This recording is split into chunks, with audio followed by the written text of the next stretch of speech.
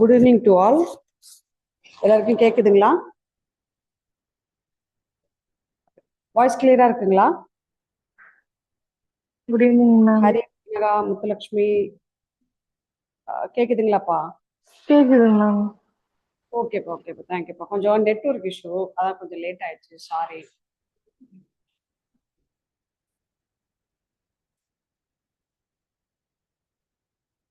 ஒரு நிமிஷம்.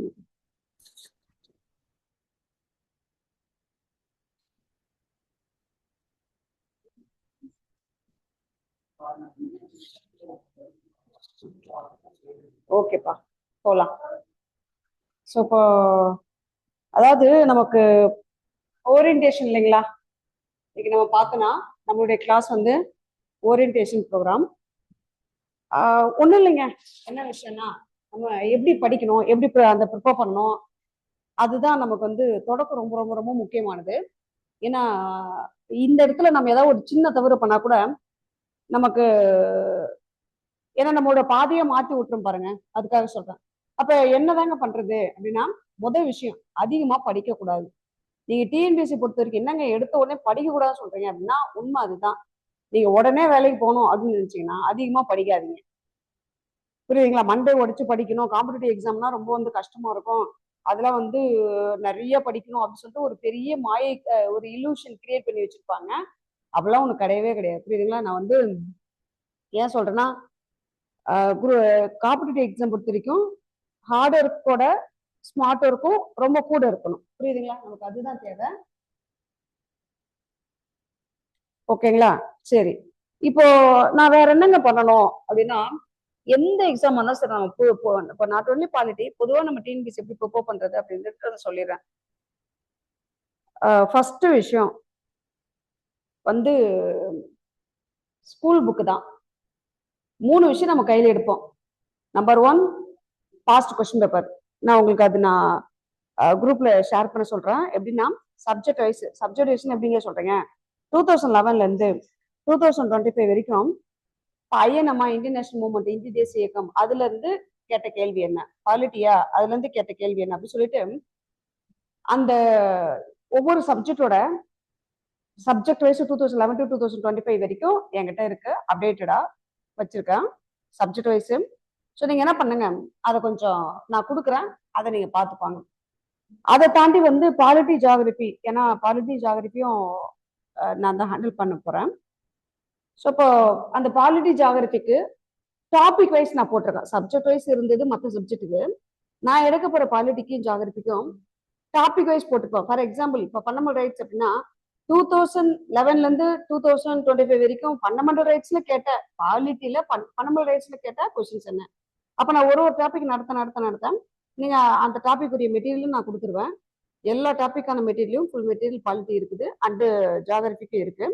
So topic wise மெட்டீரியலும் topic wise previous year question பேப்பரும் பாலிட்டி அண்ட் ஜியாகிரபியில உங்களுக்கு நடத்த நான் கொடுத்துருவேன். ஸோ அப்படி நீங்க படிச்சுட்டு அந்த டாபிக்ல ப்ரீவியஸ் இயர்ல கேட்ட கொஸ்டின்ஸ் என்ன அப்படின்றத நீங்க ஒர்க் அவுட் பண்ணீங்கன்னா கொஞ்சம் நல்லா இருக்கும். புரியுதுங்களா? அதுக்காக உங்களுக்கு கொஞ்சம் ஃபெசிலிட்டேட் பண்ணி வச்சிருக்கிறேன், வேற ஒன்றும் கிடையாது. சரிங்க, இப்போ வரும் நம்ம என்னதாங்க, நான் முதல்ல எப்படிங்க தொடங்குறது எனக்கு அதுவே தெரியலங்க. நிறைய பேர் என்னென்ன சொல்றாங்க, அப்படி படிக்கணும், இங்க படிக்கணும், அங்க அந்த புக்கு நல்லா இருக்கு, இந்த மெட்டீரியல் நல்லா இருக்கு, நெட்ல நிறைய டவுன்லோட் பண்ணி வச்சிருக்கிறேன், எதை படிக்கிறதே தெரியல, போனே கதற அளவுக்கு ஸ்டோரேஜ் தீர்ந்துருச்சு, தயவு செஞ்சு வைக்காத, டவுன்லோட் பண்ணாதான் போன் கதறினாலும் நம்ம விட்ட பாடு இல்லை அப்படின்ற அளவுக்கு நம்ம போயிட்டு இருக்கோம் இல்லைங்களா? ஸோ முதல் விஷயம் அவ்வளோத்தான் வச்சு நான் என்ன பண்றது, எதுவும் பண்ணாதீங்க, அதெல்லாம் அப்படியே கொஞ்சம் ஒதுக்கி வச்சிருங்க. ஏன் நான் அப்படி சொல்றேன்னா, இது ஒரு ஒரு ஒரு வகையில ஒரு அனுபவம் தாங்க. புரியுதுங்களா? ஒரு வகையில இதெல்லாம் அனுபவம் தான். இப்போ குரூப் 1ல ஒரு 5 மெயின்ஸ் கொடுத்துருக்கேன். அதுக்கு அப்புறம் தான் எனக்கே தோணுச்சு, நம்ம ரொம்ப நிறைய படிச்சுட்டு போடுறோம் அப்படின்றதுக்கு. அதுக்காக தான் உங்களுக்கு சொல்றேன். புரியுதுங்களா? ரொம்பலாம் படிக்காதீங்க. அப்போ நீங்க ஃபர்ஸ்ட் செய்ய வேண்டியது எங்கன்னா, previous year question paper, school book, current affairs, இது 3 தாங்க. இதை 3 முடிச்சுட்டு அதுக்கப்புறம் நீங்க மற்ற அந்த ரெஃபரன்ஸ் மெட்டீரியல் அப்புறம் தேடுங்க. அதுவே எல்லா சப்ஜெக்ட்டுக்கும் தேவைப்படாது. நான் உங்களுக்கு ஓவராலா டிஎன்பிஎஸ்சி பத்தி கொஞ்சம் சொல்லிட்டு அதுக்கப்புறம் பாலிட்டி பத்தி நான் உங்களுக்கு சொல்றேன். ஓகேங்களா? ஏன்னா என்னால வெறும் பாலிட்டி மட்டும் எடுத்துட்டு உங்களுக்கு சொல்ல முடியாது. அதுக்காக தான் நான் சொல்றேன். சொல்ல முடியும், நான் அதுக்கப்புறம் நான் நடத்துறேன். பட் ஜென்ரலா டிஎன்பிஎஸ்சி பத்தினது ஓரளவு கொஞ்சம் ஒரு வியூஸ் பார்த்துட்டு நம்ம போகலாம். சரிப்பா. அப்ப நீங்க சொல்ல வர்றது எங்களுக்கு இப்ப previous year question paper, subject, அதாவது school book and current affairs. Current அஃபேர்ஸ்னா ஃபர்ஸ்ட் நான் ஒன்று ஒன்றா சொல்லிடுறேன். இப்போ ப்ரீவியஸ் இயர் கொஸ்டின் பேப்பர் நீங்க சொல்றீங்கல்ல, ஆமா, அது நீங்க சப்ஜெக்ட் வைஸ் கொடுக்குறீங்க, ரைட்டு. உங்களுக்கு இதுலயுமே வெப்சைட்லயுமே இது நெட்லயுமே இருக்குது, வெப்சைட்ல நெட்லயே இருக்குது, நீங்க எடுத்துக்கலாம். பட் நெட்ல இந்த அளவுக்கு அப்டேட்டடா இருக்காது. ஆனா நான் அப்டேட் பண்ணி கொடுத்துருக்குறேன், ஓகேங்களா. நெட்ல நமக்கு வந்து 2011 இருந்து இப்போ ஒரு சில சப்ஜெக்ட்ல 2013 இருந்து 2025 வரைக்கும் அழகா எடுத்து கொடுத்துருக்கேன். நீங்க அதை படிச்சுட்டு அப்படியே ஒர்க் அவுட் பண்ணா ரொம்ப நல்லா இருக்கும். அப்போ அப்போ ப்ரீவியஸ் இயர் கொஸ்டின் பேப்பர், சில பேர் ப்ரீவியஸ் இயர் கொஸ்டின் பேப்பரை மதிக்கவே மாட்டேன்றாங்க, அதை கண்டுக்கவே மாட்டேன்றாங்க, அது ஒரு ஆளாவே நினைக்க மாட்டேன்றாங்க.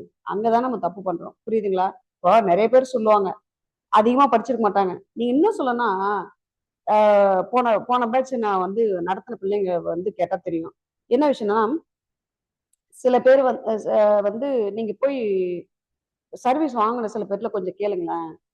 உங்களுக்கு தெரிஞ்ச நிறைய விஷயங்கள் அவங்களுக்கு தெரிஞ்சிருக்காது. ஏன் தெரியுமா? ஏன்னா அவங்க அதிகமா படிக்கல. எக்ஸாமுக்கு என்ன எனக்கு தேவை, அதை தாண்டி எனக்கு எதுவுமே தேவையில்லை, அவ்வளவுதான். நீங்க எக்ஸாமை தாண்டி நிறைய படிச்சீங்கன்னா அறிவாளி ஆகலாம்,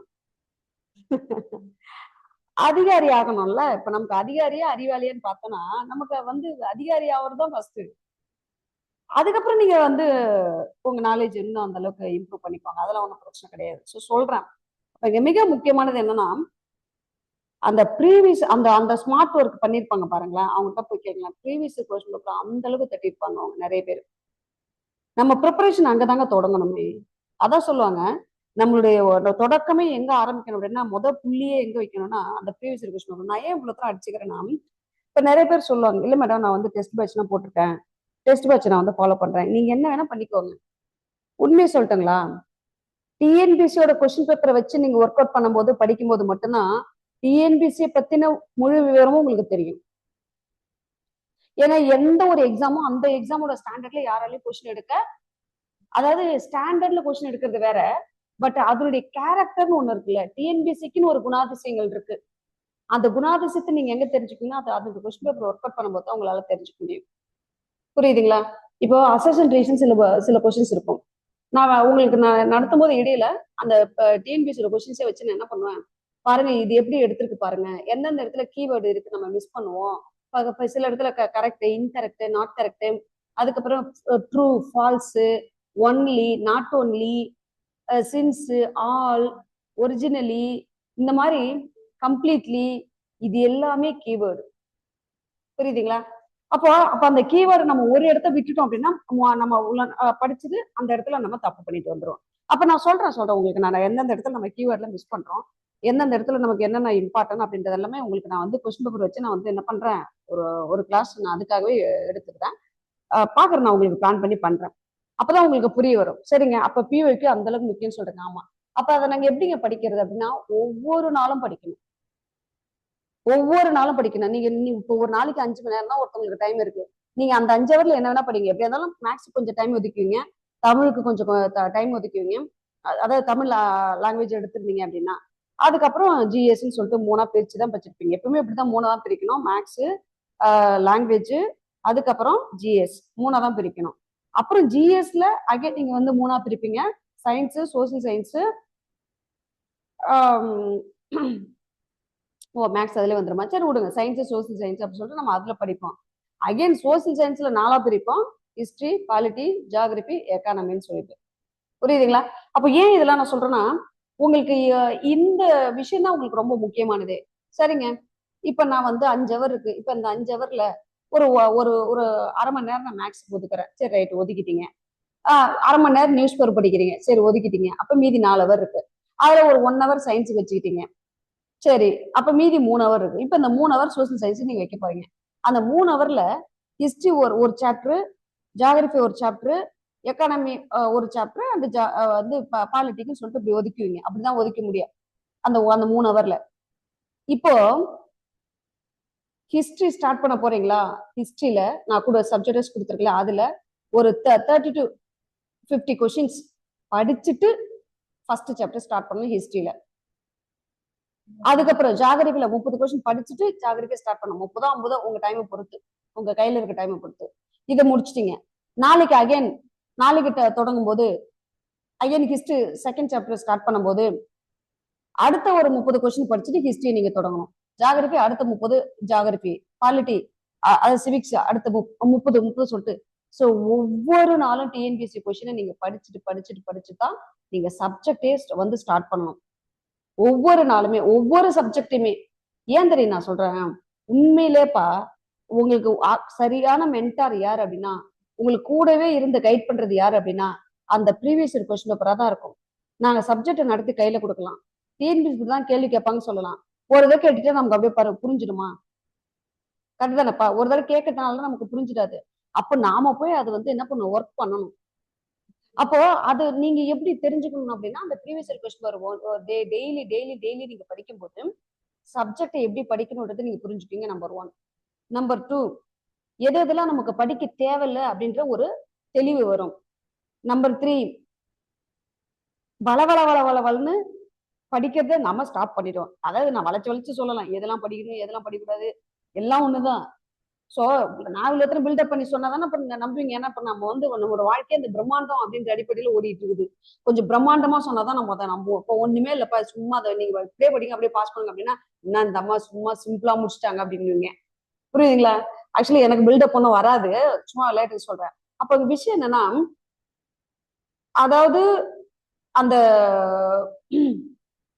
கொஸ்டின் பேப்பர் நம்ம படிக்கும்போது நிறைய விஷயத்தை கத்தும். எதை படிக்கணும் எதை படிக்க கூடாது, எப்படி படிக்கணும், இப்படியே பார்த்துட்டு வரீங்க. அதுக்கப்புறம் பார்த்தோம் அப்படின்னா எந்த இப்ப நம்ம படிக்கும்போது டிஎன்பிசியோட கொஸ்டின்ஸ் இப்படிதான் செட் பண்ணுது அப்படின்ற அந்த கீவேர்டு எல்லாம் நீங்க தெரிஞ்சுப்பீங்க. இப்ப நீங்களே ஒரு சில கொஸ்டின் நாமளே ஒர்க் அவுட் பண்ணலாமா அப்படின்னு சொல்லிட்டு பண்ணும்போது நம்ம எந்த இடத்துல தப்பு பண்ணோம் அப்படின்னு சொல்லிட்டு அப்ப நீங்க டெய்லி ஒரு டெஸ்ட் ப்ராக்டிஸே பண்ணிட்டு இருக்கீங்க. புரியுதுங்களா? டிஎன்பிசிக்கு நீங்க சொல்ல இல்ல மேடம் அதுல ஆன்சரோட தானே டிக்கா இருக்கும், அதுல என்ன பெருசா எனக்கு வந்துட போச்சு. ரைட்டுங்க, ஆன்சர் டிக்கா இருக்கட்டும். இருந்தாலும் நீங்க அந்த கீவேர்ட் எல்லாம் தெரிஞ்சுக்கிறீங்க, கொஸ்டினை புரிஞ்சுக்கிறீங்க. சில கொஸ்டின்ஸ் எல்லாம் அந்த அசர்ஷன் ரீசனிங் ரீசன் எல்லாம் பார்த்தோம்னா ரொம்ப அபத்தமா இருக்கும். கொஸ்டினும் அசர்ஷன் வேற மாதிரி இருக்கும், ரீசன் வேற மாதிரி இருக்கும், அதுக்கு கொடுக்குற ஆன்சர் வேற லெவல்ல இருக்கும். அப்ப இதை எப்படிங்க நான் எடுத்துக்கிறது அப்படின்னா, டிஎன்பிசி ஒரு விதமான கொஸ்டின் செட் பண்றது அது வச்சிருக்கும், மெயின்டைன் பண்ணும். அது டிஎன்பிசிக்கு மட்டும்தான் வரும்.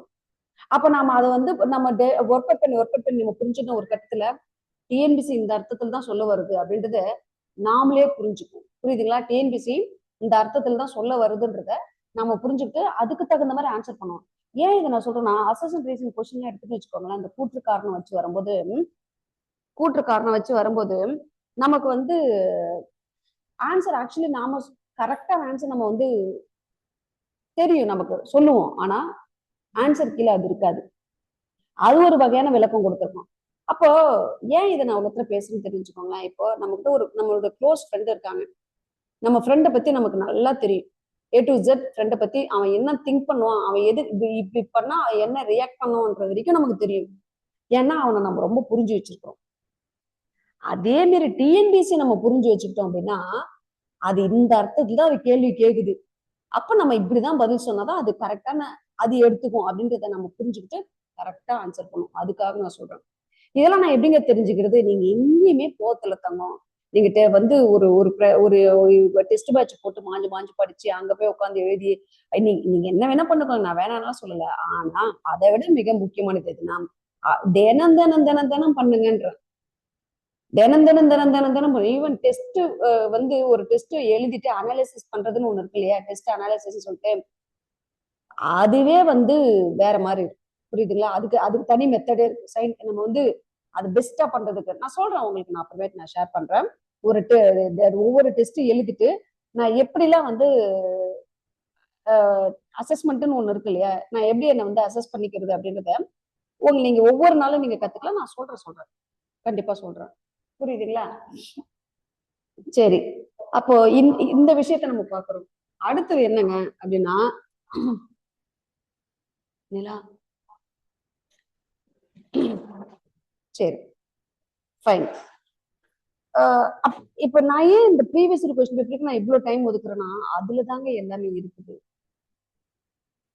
நிறைய பேர் சரி இப்போ சரி மேடம் இப்போ நீங்க இதை சொல்றீங்க இப்போ நிறைய புக்கு ஸ்கூல் புக்கு தாண்டி நான் நிறைய வருது மேடம் நான் எங்க போறது அதுவும் இப்போ தமிழ்லாம் சில கொஸ்டின்ஸ் எல்லாம் போன விட எழுதுறதுல பார்த்தா ஓலைச்சுவடி எல்லாம் இருந்து கேக்குறாங்க மேடம் நான் ஓலைச்சுவடிக்கு எல்லாம் எங்க போறது நீங்க ஏன் ஓலைச்சுவடி எல்லாம் தேடி போறீங்க நீங்க என்ன ஊவேசாவா நமக்கு எதுக்கு அந்த வேலை நம்ம அப்ப ஆனா அந்த கொஸ்டின் எல்லாம் வருது மேடம் ஒண்ணு ரெண்டு அப்படிதான் இருக்கும் அதெல்லாம் ஒண்ணும் பண்ண முடியாது விட்டுருங்க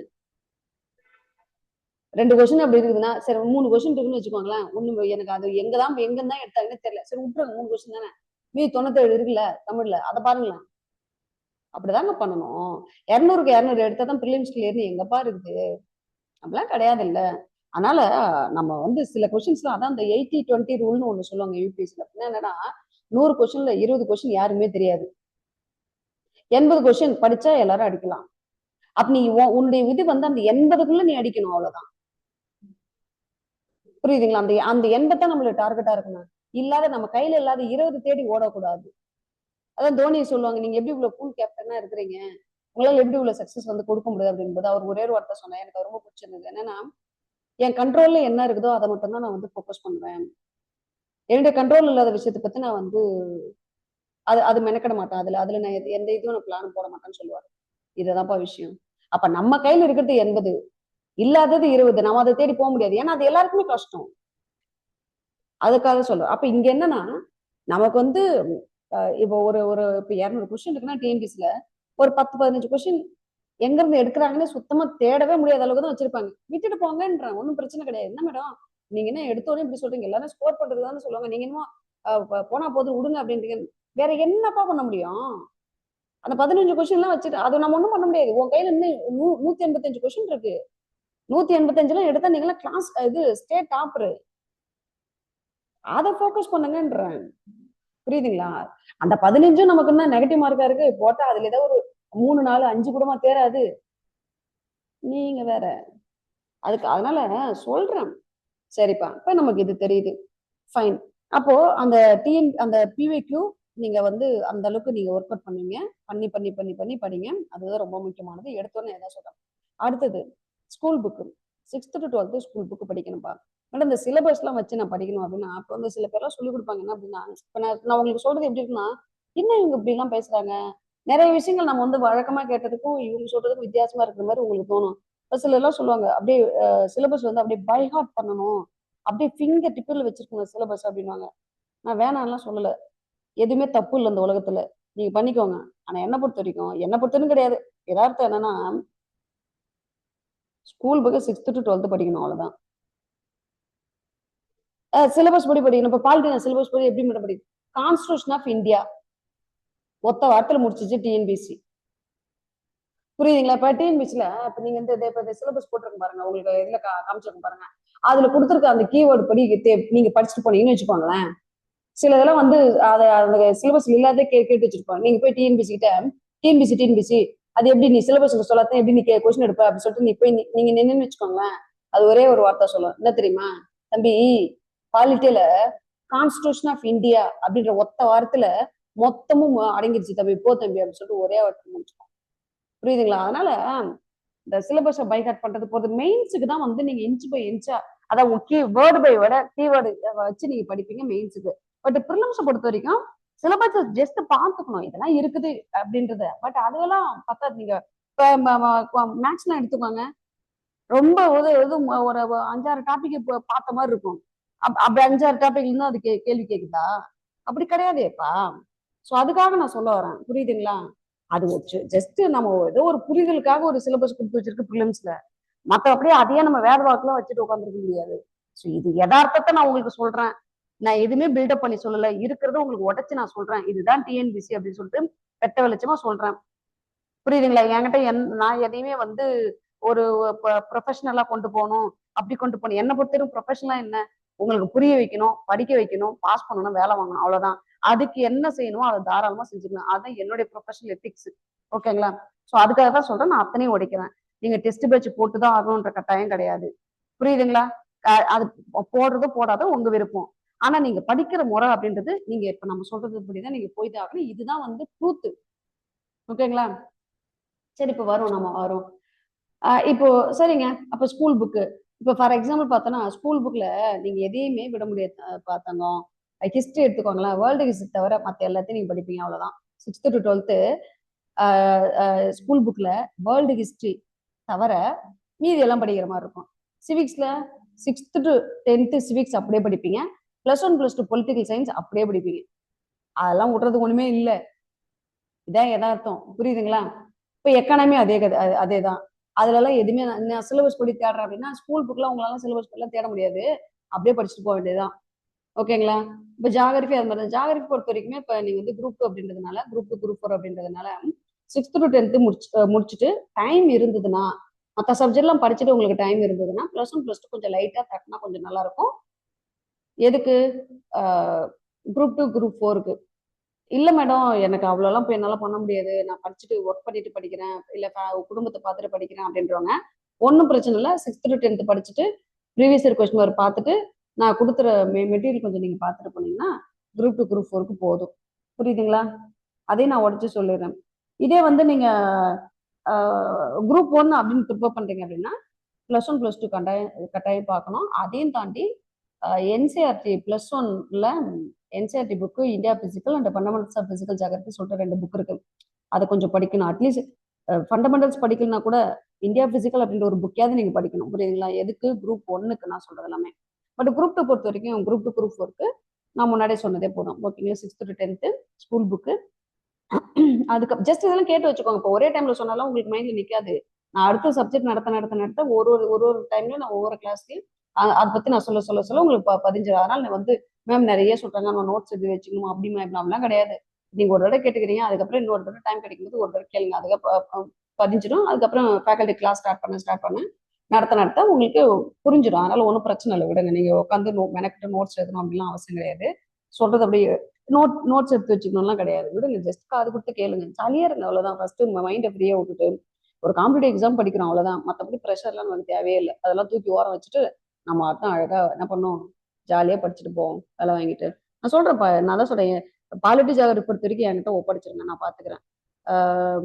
உங்களுக்கு அதை பத்தின ஒரு கவலையே வேண்டாம். எப்படி படிக்கிறது என்ன ஏது அதை பத்தி கவலையே உங்களுக்கு வேண்டாம்.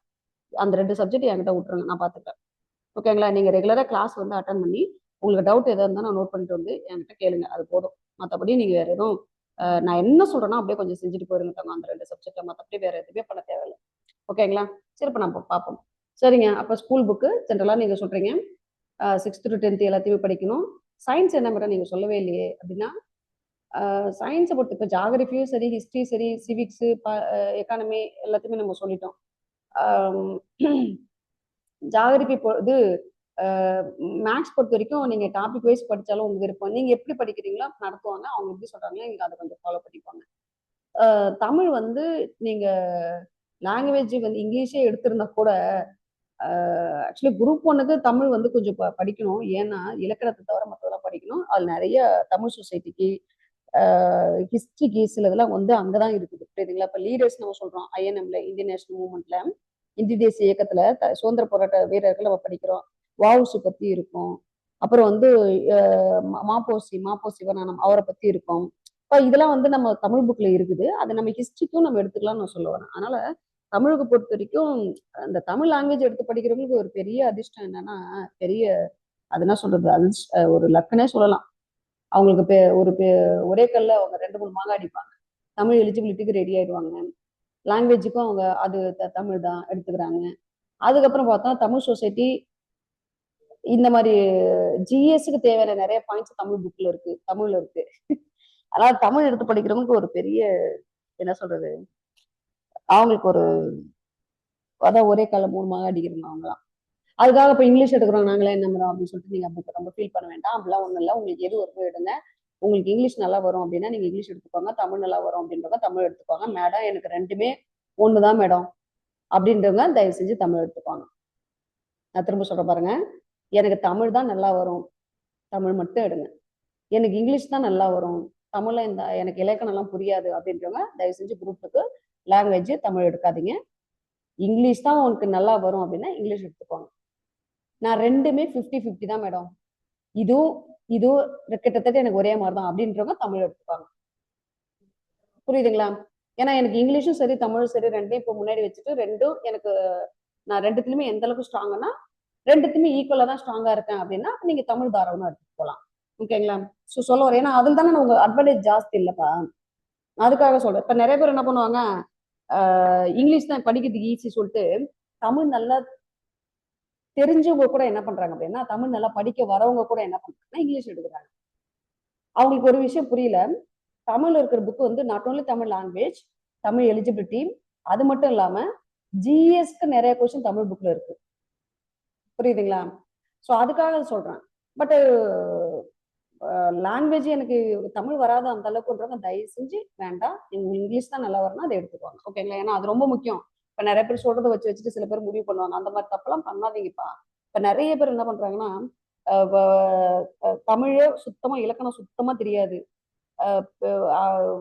இன்னும் சொல்லணும்னா எழுத்துக்கூட்டி படிக்கிற ரேஞ்சில் இருப்பாங்க தமிழ். அவங்க உட்காந்து தமிழ் லாங்குவேஜ் எடுத்துட்டு இருப்பாங்க. ஆனா அவங்களுக்கு இங்கிலீஷ் நல்லா சூப்பரா வரும் அப்படின்றவங்க. அது தப்பு தானேப்பா. அதுக்காக சொல்றேன். அந்த தவறுலாம் பண்ணாதீங்க. சரி. அடுத்தது சோசியல் சயின்ஸ் சொல்லிட்டோம். மேக்ஸ் நீங்களே பார்த்துக்கோங்கன்னு சொன்னோம். நீங்க ஸ்கூல் புக் படி போனாலும் சரி, இல்ல சார் எப்படி நடத்துறாங்களோ, சாரோ மேமோ யார் எப்படி நடத்துறாங்களோ அதை பார்த்துக்கோங்க. ஒன்றும் பிரச்சனை கிடையாது. நீங்க டாபிக் வைஸ் ஒர்க் அவுட் பண்ணாலும் உங்க விருப்பம் தான். தமிழ் லாங்குவேஜ் நீங்க நீங்க படிப்பீங்க, அது நம்ம சொல்லியாச்சு. அதுக்கப்புறம் சயின்ஸ். சயின்ஸ் என்ன மேடம் பண்றது? சயின்ஸுக்கு அதிக டைம் ஒதுக்காதீங்க. நீங்க படிக்கும்போது சயின்ஸுக்கு அதிக டைம் ஒதுக்க கூடாது. ஏன்னா அது வந்து இப்போ குரூப் 2 குரூப் 4ல பார்த்தோன்னா வெறும் 5 கொஸ்டின் தான் வருது. இன்னும் ஓப்பனா சொன்னோம்னா அந்த 5 கொஸ்டினுமே சயின்ஸ்ல 5 கஞ்சு அடிக்கிறது கொஞ்சம் கஷ்டம். நான் அதையும் ஓப்பனா உடைச்சிடுறேன். சும்மா உங்களுக்கு வந்து ஒரு இதெல்லாம் ஒரு இலூஷன்லாம் கிரியேட் பண்ணிட்டு போறதெல்லாம் எனக்கு பிடிக்காது. இலூஷன் இந்த சொசைட்டி கிரியேட் பண்ணி வச்சிருக்க இலூஷன் உடைக்கிறதா எனக்கு பிடிக்கும். புரியுதுங்களா? அதுக்காக தான் நான் சொல்றேன். சயின்ஸ் நீங்க என்ன 6th to 10th அப்படியே கரைச்சு குடிச்சு 6th to 12th கரைச்சு குடிச்சு வச்சிருந்தாலும் 5 கஞ்சி எடுக்கிறது கொஞ்சம் சயின்ஸ்ல தெரியல. அது கொஞ்சம் கஷ்டம்னு என்னால சொல்ல முடியல. அவ்வளவு மெனக்கிட தேவையில்லன்றேன். நீங்க அதுக்கு மேல வேற சப்ஜெக்ட் எடுத்து படிங்க. வேற இதுல ஃபோக்கஸ் பண்ணுங்கன்னு சொல்றேன். அதை நான் படிக்கவே வேணாம்னு சொல்லலப்பா. கொஞ்சம் கொஞ்சமா படிங்க. அதிக டைம் அதுக்காக ஒதுக்காதீங்க. அதே ஜாகிரபி எடுத்துக்கோங்க, ஒத்த சப்ஜெக்ட், அது 5 மார்க். அப்படியே வந்து இது எடுங்க, சயின்ஸ் எடுங்க. 4 சப்ஜெக்ட். சயின்ஸ்ன்றது ஒரு சப்ஜெக்ட் கிடையாது. சயின்ஸ்ன்றது 4 சப்ஜெக்ட்.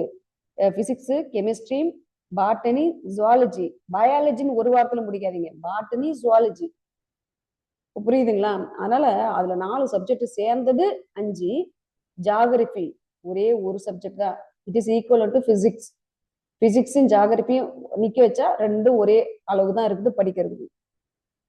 ஸோ சொல்றேன். அப்போ எது ஸ்மார்ட் ஒர்க்கு யோசிங்க. அப்படி சொல்றேன். அப்போ அதுக்காக நான் உங்களுக்கு படிக்கவே வேணாம்னு சொல்லல. படிங்க, பட் அதிக டைம் ஒதுக்காதீங்க அதுக்கு. ஓகேங்களா? இல்லை மேடம் எனக்கு சுத்தமா சயின்ஸ் நான் வீக் அப்படின்றவங்க அப்படியே வைங்க. மற்ற சப்ஜெக்ட் படிச்சுட்டு வாங்க. டைம் இருக்கும்போது முடிஞ்சா சயின்ஸ் படிங்க, இல்லைனாலும் ஒன்றும் பிரச்சனை இல்லை. ஓகேங்களா? என்ன மேடம் இப்பெல்லாம் சொல்றீங்க அப்படின்னா, இப்போ யாருமே உங்களுக்கு இது மாதிரி சொல்ல மாட்டாங்க. மேக்சிமம் என்ன அப்படின்னா அதிகம் படிக்காதீங்க, அப்புறம் வந்து சயின்ஸ் வந்து இப்படி பண்ணாதீங்க அப்படின்லாம் யாரும் உடச்சு சொல்ல மாட்டாங்க. நான் யதார்த்தத்தை சொல்லிதானுங்க ஆகணும். புரியுதுங்களா? யதார்த்தத்தை நான் சொல்லிதான் ஆகணும். அதுக்காக தான் நான் சொல்றேன். புரியுதுங்களா? சரி. இப்ப நம்ம வந்து ஜென்ரலா பார்த்தாச்சு. மற்றபடி நீங்க வெறும் ஸ்கூல் புக்கு இது மட்டும் சொன்னீங்களே, இதை பத்தி சொல்லவே இல்லையே கரண்ட் அஃபேர்ஸ் அப்படின்னா, நியூஸ் பேப்பர் ஜஸ்ட் வாசிக்க மட்டும் செய்யுங்க மேடம். நோட்ஸ்லாம் எதுவும் எடுக்க வேண்டாம் அப்படின்னா தயவு செஞ்சு வேண்டாம்ப்பா. நான் கேட்குறேன், முதல்ல நியூஸ் பேப்பர்ல எது நமக்கு நியூஸ்ன்றதே நமக்கு தெரிஞ்சுக்கிட்டே டைம் ஆகும் ப்ரெஷருக்கு. அப்படி இருக்கிற நம்ம போய் நியூஸ் பேப்பர்ல இப்போ இந்த யூபிஎஸ்சி காரங்க உட்காந்து மணிக்கணக்கில் நோட்ஸ் எடுப்பாங்க. அது அவங்க வேலை. டிஎன்பிசி படிக்கிறதுக்கு நமக்கு அந்த வேலையே கிடையாது. அப்ப நாங்க என்னங்க பண்றது அப்படின்னா, நீங்க ஜஸ்ட் வாசிக்க மட்டும் செய்யுங்க. நியூஸ் பேப்பரை ஜஸ்ட் வாசிக்க மட்டும் செய்யுங்க. நியூஸ் பேப்பர் கொஞ்சம் நல்ல, அதாவது நமக்கு எக்ஸாம் பாயிண்ட் ஆஃப் வியூக்கு தேவையான நியூஸ் பேப்பர் மட்டும் எடுங்க. மற்றபடி சும்மா அவங்க இதுக்கு போடுற ஒரு நியூஸ் பேப்பர் மாதிரி இருக்கு அப்படின்னா அந்த மாதிரிலாம் நமக்கு தேவையில்லை. புரியுதுங்களா? அதனால உங்களுக்கு புரியும் நான் நினைக்கிறேன். எக்ஸாம் பாயிண்ட் ஆஃப் வியூவில் என்ன நியூஸ் பேப்பர் இருக்கோ அதை மட்டும் கொஞ்சம் ஜஸ்ட் வாசிங்க வாசிங்க வாசிங்க. டெய்லி சும்மா வாசிங்க. ஒரு 1/2 hour எடுக்கும், அவ்வளோதான். ஃப்ரெஷராக இருக்கிறவங்களுக்கு ஒரு 3/4 மணி நேரம் கிட்ட ஆகும். 1 hour கூட ஆகும் நியூஸ் பேப்பர் வாசிக்கவே. போக டைம் குறைஞ்சிடும். அது இப்போ ரொம்ப ஒரு 6 மாசம் நியூஸ் பேப்பர் தொடர்ந்து படிக்கிறவங்களுக்குலாம் நியூஸ் பேப்பர் ஜஸ்ட் ஒரு 15 மினிட்ஸ்ல அப்படி தட்டிட்டு போயிட்டே இருப்பாங்க. சொல்றேன் நான். புரியுதுங்களா? ஆனால் நியூஸ் பேப்பர் டெய்லி வாசிக்கணும்ப்பா. அது ரொம்ப முக்கியமானது. என்னப்பா பொண்ணு இல்லது இப்போ தமிழ்நாட்டில் அசம்பிளி மானிய கோரிக்கைன்னு சொல்லிட்டு இப்போ பட்ஜெட் போயிட்டு இருக்கு. அப்போ அந்த மானிய கோரிக்கைனா என்ன, பட்ஜெட்னா என்ன, அவங்க எப்படி வந்து விவாதம் பண்றாங்க, எப்படி கேள்வி கேட்கறாங்க, அப்போசிஷன் லீடரோட பவர் என்ன, அண்டு அவங்க எப்படி கொஸ்டின் பண்றாங்க, ஸ்பீக்கர் எப்படி வந்து பாக்குறீங்களா, எப்படி சமாளிக்கிறாங்க. இப்போ நீங்க தான் எல்லாம் லைவா பாக்குறீங்க அப்புறம் என்ன, ஓகேங்களா. அதனால ஒரு சபாநாயகரோட பணி என்ன, அவர் அந்த ரூல்ஸ் எல்லாம் பத்தி வாசிக்கிறாரு பாருங்க, இதுதான் ரூல்ஸ், நான் அவை விதிப்படி தான் நான் போறேன் அப்படின்னு சொல்லிட்டு அதெல்லாம் சொல்றாங்க. அப்ப அவை விதினா என்ன, ஹவுஸோட ரூல்ஸ்னு ஒண்ணு இருக்கு இல்லையா, அப்ப அந்த ரூல்ஸ் என்ன, நான் உங்களுக்கு பால்ட்டில் சொல்றேன். அப்போ நீங்க அதெல்லாம் நியூஸ் பேப்பர் ஜஸ்ட் வாசிச்சுட்டே வாங்கன்னு நான் சொல்றேன். சில விஷயங்கள் உங்களுக்கு புரியாது, ப்ரெஷர் இருக்கலாம், அது எக்கானமி இதெல்லாம் உங்களுக்கு புரியாது தான், ஆனா இருந்தாலும் பரவாயில்ல, சும்மா ஜஸ்ட் அப்படியே பார்த்துட்டே வாங்க, புரியுதுங்களா. இப்போ வந்து இந்த வெங்காயம் ஆனியனை வந்து இம்போர்ட் எக்ஸ்போர்ட் அப்படின்ற ஒரு விஷயம் இருக்கு இல்லையா, அதை வந்து கொஞ்சம் பார்க்கணும். அப்புறம் இப்போ வந்து சுகர் தட்டுப்பாடு வருது இல்லையா, அது என்ன அப்படின்றத, அது ஏன் அப்படி குறையுது என்ன எதுன்னு பார்க்கணும். அதுலயுமே வந்து இப்போ நீங்க அசம்பிளியில் வந்து சொல்லியிருந்தாங்க அப்போசிஷன் பார்ட்டிஸ், அதாவது மகாராஷ்டிராவில் விளையிற ஒரு கரும்புக்கும் நம்ம ஊர்ல விளையிற கரும்புக்கும் வித்தியாசம் இருக்கு அப்படின்னு சொல்லிட்டு. ஆக்சுவலி இது கரெக்ட், என்ன அப்படின்னா ஜியாகிரபி, அது ஜியாகிரபி கிளைமேட், புரியுதுங்களா, உண்மைதான். இதே இப்போ உத்தரப்பிரதேசில் நம்ம நாட்டில் அதிகமாக சுகர் வந்து ப்ரொடியூஸ் பண்ணுறது யார் அப்படின்னா உத்தரப்பிரதேசம் மகாராஷ்டிரம் ரேங்க் வந்து மாறி மாறி மாறி வந்துக்குவாங்க. உத்தரப்பிரதேசம் சம்டைம்ஸ் டாப்ல இருக்கும், சம்டைம்ஸ் மகாராஷ்டிரா டாப்ல இருக்கும். அந்த ரேங்க் அவங்க தான் மாறி மாறி ரெண்டு ரெண்டு ஸ்டேட் தான் வச்சுக்குவாங்க. ஸோ சொல்றேன், உத்தரப்பிரதேசில் விளையிற கரும்புக்கும் மகாராஷ்டிராவில் விளையிற இல்ல சவுத் இந்தியாவில் விளையிற கரும்புக்கும் டேஸ்ட்ல வந்து வித்தியாசம் இருக்கு. என்னங்க சொல்றீங்க அப்படின்னா, ஆமா ஆமா, இனிப்பு வந்து உத்தரப்பிரதேசில் விளையிற கரும்புக்கு இனிப்பு வந்து குறைவு. ஏன் அப்படின்னா கிளைமேட் தான். ஏன்னா அது வந்து டெம்பரேட் ரீஜன்ல இருக்கு, டிராபிக்கல் ரீஜன்ல இருக்குது, அதாவது வெப்பமண்டலத்தும் மித வெப்பமண்டலத்தும். ஸோ வெப்பம் அதிகமா இருக்கிற பகுதியில தான் கரும்பு வந்து என்னவா இருக்கும், சுகர் அதுல இனிப்பு வந்து கூட இருக்கும் அப்படின்னு சொல்லிட்டு சொல்லுவாங்க, புரியுதுங்களா. ஸோ சொல்றேன், ஏன்னா இதெல்லாம் கிளைமேட். அப்போ ஒரு ஒரு அவையில பத்தி பேசுறாங்க அப்படின்னா நம்ம அதை கொஞ்சம் பார்க்கணும். ஓ அப்படி அப்படின்னு சொல்லிட்டு அதை எக்கானமி ஜியாகிரபி பாலிட்டி நீங்க எல்லாம் அதுல தெரிஞ்சுக்கலாம், புரியுதுங்களா. ஏன்னா அதுல கரண்ட் அஃபேர்ஸ், அதுதான் கரண்ட் அஃபேர்ஸ், ஓகேங்களா. சரி, இப்போ நீங்க சொல்றீங்க சரி மேடம், நீங்க மாதிரி ஏதோ நியூஸ் பேப்பர் மட்டும் வாசிக்க சொல்றீங்களே, நாங்க நியூஸ் பேப்பர் மட்டும் வாசிட்டு போனா எங்களுக்கு எப்படி மைண்ட்ல நிற்கும் அப்படின்னு சொல்லிட்டு நான் திரும்ப சொல்ற பாருங்க. நீங்க நியூஸ் பேப்பர் வாசிக்கிறது ஒரு ஜென்ரல் அவேர்னஸ் நீங்க வளர்த்துக்கிறீங்க. நீங்க ஒரு காம்படிட்டிவ் எக்ஸாம்க்குள்ள நீங்க வரீங்க, அப்ப டெய்லி நியூஸ் பேப்பர் வாசிக்கிற அந்த பழக்கத்தை நீங்க வச்சுக்கிட்டே வரீங்க அப்படின்னா மெயின்ஸுக்கு கரண்ட் அஃபேர்ஸ் பேஸ் பண்ணி மட்டும்தான் மெயினா கொஸ்டின்ஸே வரும். நியர்லி 80% கொஸ்டின்ஸ் எப்படி வரும்னா மெயின்ஸ்ல, அது குரூப் 2 இருக்கட்டும் சரி, குரூப் 4 இருக்கட்டும் சரி, சாரி குரூப் 1 இருக்கட்டும், இதுல எல்லாம் எப்படி இருக்குன்னா கரண்ட் அஃபேர்ஸ் பேஸ் பண்ணி தான் கொஸ்டின்ஸ் அதிகமா வரும் மெயின்ஸ்ல, ஓகேங்களா. அப்போ நீங்க வந்து அப்போ போய் திடீர்னு உட்காந்து கரண்ட் அஃபேர்ஸ் ஒரு நோட்ஸ் எடுத்து படிச்சுட்டுலாம் போக முடியாது. அப்போ ஜென்ரலா நீங்க சில கொஸ்டின்ஸ் எழுதுற மாதிரி இருக்கணும். அப்போ நீங்க ஜென்ரலா நீங்க தெரிஞ்சாதான் எழுத முடியும். ஒரே நாள் நியூஸ் பேப்பர் படிச்சு மண்டையில ஏற்றிக்க முடியாது, நாலேஜ் வளர்க்க முடியாது. அதனால தான் டெய்லி நியூஸ் பேப்பர் படிக்கணும்னு சொல்றது. மற்றபடி ஆனால் தயவு செஞ்சு நோட்ஸ் மட்டும் எடுக்காதீங்கப்பா, நான் சொல்றது கேளுங்கப்பா, நோட்ஸ்லாம் எடுக்காதீங்க. ஏன்னா எதை எடுக்க எதை விடதே உங்களுக்கு தெரியாது. ஆனால் ஜஸ்ட் வாசிச்சிட்டே வாங்க. அப்போ நாங்கள் மந்த் எண்டில் உங்களுக்கு வந்து கரண்ட் அஃபேர்ஸ் மெட்டீரியல் தான் இப்போ நிறைய கொட்டி கிடக்குது. அதில் வந்து ஏதாவது ஒரு அத்தன்டிக்கா, அதாவது கொஞ்சம் நல்லா இருக்கிற ஒரு மெட்டீரியலை ஃபாலோ பண்ணிட்டு இன்னொரு மெட்டீரியல் ஒரு ரெண்டு இதோடு பார்த்துக்கிட்டிங்கன்னா கொஞ்சம் நல்லா இருக்கும் கரண்ட் அஃபேர்ஸ். ஒன்று வந்து மெயின் சோர்ஸாக வச்சுக்கிட்டு இன்னொன்று கொஞ்சம் சப்ளிமெண்ட்ரி மாதிரி வச்சுக்கிட்டு இதுல எல்லாத்தையும் வேற என்ன இருக்கு அப்படின்ற மாதிரி வச்சுக்கிட்டா போதும். மெயின் ஒன்று இன்னொன்று அடிஷனலா வச்சுக்கோங்க, புரியுதுங்களா. ஒரு கொஸ்டின் கூட கரண்ட் அஃபேர்ஸ்ல மிஸ் பண்ணக்கூடாது அப்படின்னு நினைக்கிறவங்க ரெண்டு கரண்ட் அஃபேர்ஸ் மெட்டீரியல் ஃபாலோ பண்ணிட்டு இருந்தா கொஞ்சம் நல்லா இருக்கும். நான் அந்த மெட்டீரியல் எனக்கு எப்படிங்க தெரியும் அப்படின்னா சொல்லுவாங்க, விடுங்க. ஏன்னா இப்போ நான் வந்து குறிப்பிட்ட ஒரு இன்ஸ்டியூட்டோட பேர் நம்ம சொல்ல முடியாது இல்லையா, இன்ஸ்டியூட்டோ இல்லை இது இன்ஸ்டியூட்னு கிடையாது, ஜென்ரலா நிறைய நெட்ல கிடைக்குது இல்லையா, அது மாதிரி நான் குறிப்பிட்டு சொல்ல முடியாது. பின்னாடி சொல்லுவாங்க உங்களுக்கு, ஓகேங்களா. ஸோ சொல்றேன். ஓகே, இப்போ நம்ம இது நான் ஆனால் உங்களுக்கு உடச்சி சொல்லிடுறேன், இந்த மாதிரி பண்ணுங்க அப்படின்னு சொல்லிட்டு. மந்த் எண்ட் ஆச்சுன்னா டவுன்லோட் பண்ணி நீங்க மட்டும் படிச்சுட்டே வாங்க. மற்றபடி டெய்லி நியூஸ் பேப்பர் வாசிங்க, அவ்வளோதான். அடுத்தது இன்னொன்று, நான் படிக்கும்போது நோட்ஸ் எடுத்து படிக்கணும் அப்படின்னு சொல்லிட்டு சொல்லுவாங்க. நான் திரும்பவும் நான் உடைக்கிறேன். ப்ரிலிம்ஸை பொறுத்த வரைக்கும் நோட்ஸ் எடுக்கிறது, ப்ரிலிம்ஸ் ரொம்ப வாஸ்ட்டுப்பா, ரொம்ப பெருசு, நிறைய படிக்கணும், வளவளன்னு படிக்கணும். நான் கம்மியா படிங்கன்னு சொல்றதுலயே நீங்க நிறைய படிக்கணும்ன்றமே. அப்ப நான் நிறைய படிக்கணும் எந்த அளவுக்கு உங்களுக்கு மண்டை காஞ்சி யோசிச்சு பாருங்க. அப்ப நான் என்ன சொல்றேன்னா, நீங்க வந்து நோட்ஸ் தயவு செஞ்சு ஃப்ரெஷர் நோட்ஸ் எடுக்க கூடாது கூடாது கூடாது. ஃபர்ஸ்ட் டைம் ஃப்ரெஷர் என்ன பண்ணக்கூடாது, நோட்ஸ் எடுக்க கூடாது. நான் எடுங்கன்னு சொல்லலை, எடுக்க தேவையில்லைன்னு சொல்லலை, எடுக்க கூடாதுன்னு நான் சொல்றேன், புரியுதுங்களா. ஏன்னா அது வந்து உங்களால ரொம்ப கஷ்டமாயிடும், வேண்டாம். புரியுதுங்களா? ப்ரெஷர் கூட நான் எல்லாத்தையும் முடிச்சிட்டேன், 6th to 12th எல்லாத்தையும் முடிச்சிட்டேன், எனக்கு இப்போ டைம் இருக்குது, நான் என்ன பண்றது அப்படின்றவங்க நீங்க நோட்ஸ் எடுங்க. நீங்க அப்படிலாம் வந்து சொல்றேன், உங்களுக்கு படிக்கிற மெத்தடு உங்களுக்கு நான் சொல்லி கொடுக்குறேன். நான் சொல்ற மெத்தடில் நீங்க படிச்சுட்டு வந்தீங்க அப்படின்னா நீங்க நோட்ஸ் எடுக்கணுமா அப்படின்ற ஒரு வார்த்தை கூட நீங்க கேட்க மாட்டீங்க. புரியுதுங்களா? நோட்ஸ் எடுக்கணுமான்ற ஒரு வார்த்தையை நீங்க கேட்கவே மாட்டீங்க. நான் சொல்றேன் உங்களுக்கு பின்னாடி சொல்ல. இப்போ ஒரே நாள் எல்லாத்தையும் போட்டா நீங்க வந்து உங்களுக்கு மறந்து போயிடும். அதனால நான் ஒவ்வொரு தடையும் கிளாஸ்ல எப்படி பண்ணணும் எப்படி பண்றது உங்களுக்கு வந்து சொல்ல சொல்ல சொல்ல சொல்ல உங்களுக்கு எல்லாம் புரிய ஆரம்பிச்சிடும். சரிங்க. அப்போ நான் ஸ்கூல் புக் படிக்கும்போது நோட்ஸ் கூட எடுக்கக்கூடாது. ஆமாப்பா, எடுக்க வேண்டாம்ப்பா. ஃப்ரெஷர் எடுக்கவே கூடாதுப்பா. ஆல்ரெடி படிச்சவங்க நல்லா தரவா படிச்சிட்டீங்க அப்படின்னா நீங்க நல்லா தரவா படிச்சுட்டு முதல்ல உங்களுக்கு நோட்ஸே தேவையில்லை, எடுக்கவே தேவையில்லை. தெரியுங்களா? நான் அந்த வார்த்தை சொல்றேன் பாருங்க, நல்லா தரவா படிச்சிட்டீங்க அப்படின்னா நோட்ஸ் எடுக்க வேண்டிய அவசியமே இல்லைல்ல. புரியுதுங்களா? அதனால நோட்ஸ் எடுத்து உங்க டைம் உங்க எனர்ஜி எல்லாம் வந்து அதுல வந்து செலவு பண்ணாதீங்கப்பா. ஓகேங்களா? அதுக்கு பதிலாக நீங்க அதை பண்றது நேரத்துல நல்லா தரவா திரும்ப திரும்ப திரும்ப திரும்ப ரிவிஷன் பண்ணி படிங்க, அதுலேயே சரியாயிடும். ஓகேங்களா? அப்போ நான் மொத்த டிஎன்பிசி படிக்கிற விதத்தையே உங்களுக்கு நான் வந்து என்ன பண்ணிட்டேன், உங்க கையில ஓவராலா உங்க கையில வச்சுட்டேன். புரியுதுங்களா? மற்றபடி கூடுதலா சேர்க்கறது போறதுல அதெல்லாம் அப்புறம் வச்சுக்கலாம். பட் இதுதான் டிஎன்பிசி படிக்கிற முறை. ஸோ கரண்ட் அஃபேர்ஸ் இப்படி பார்க்கணும்னு சொல்லிட்டேன். அந்த school book 6th to 12th நீங்க மட்டும் படிச்சுதான் ஆகணும். ஹிஸ்ட்ரி மட்டும் வேர்ல்டு ஹிஸ்ட்ரி தவிர மற்ற எல்லாத்தையும் படிப்பீங்க. மற்றபடி ஸ்கூல் புக்ல என்ன இருக்கும் அப்படியே படிப்பீங்க. மற்ற நீங்க சிலபஸை கையில் வச்சுக்கலாம், அங்கே படிக்கிற மாதிரிலாம் வாங்கலாம், வேலை கிடையாது. வேணா நீங்க ஒன்று பண்ணலாம், சயின்ஸுக்கு வெறும் சிலபஸ் பியூர்லி சிலபஸ் பேஸ் பண்ணி மட்டும் நீங்க சயின்ஸ் மட்டும் வேணா அப்படி படிச்சுக்கலாம். ஏன்னா சயின்ஸ் வந்து நம்ம அவ்வளோ படிச்சு ரொம்ப கஷ்டம் மண்டையில ஏற்றுறது. அதுக்கு வேணா நீங்க ஒன்று பண்ணலாம், ஃபிலிம்ஸ்க்கு அந்த சயின்ஸ் மட்டும் சிலபஸ் படி நீங்க தேடி தேடி படிச்சு வேணா வச்சுக்கோங்க. உங்க விருப்பம். உங்க கையில எவ்வளவு டைம் இருக்கு, சயின்ஸ் உங்களுக்கு நல்லா படிக்க வரும் அப்படின்னா அப்படி இருக்கவங்க பண்ணுங்க. ஏன்னா சயின்ஸ்லாம் நான் கொஞ்சம் ரொம்ப வீக்கு. அதனால நான் சொல்றேன், நான் அதுல கொஞ்சம் அந்த அந்த அந்த சப்ஜெக்ட்ல வீக்குன்றதுனால நான் மற்ற இதுல எதுல ஸ்ட்ராங்கா இருக்கணும் அதுல நான் வந்து என்ன நான் ஸ்ட்ரென்தன் பண்ணிக்கலாம்.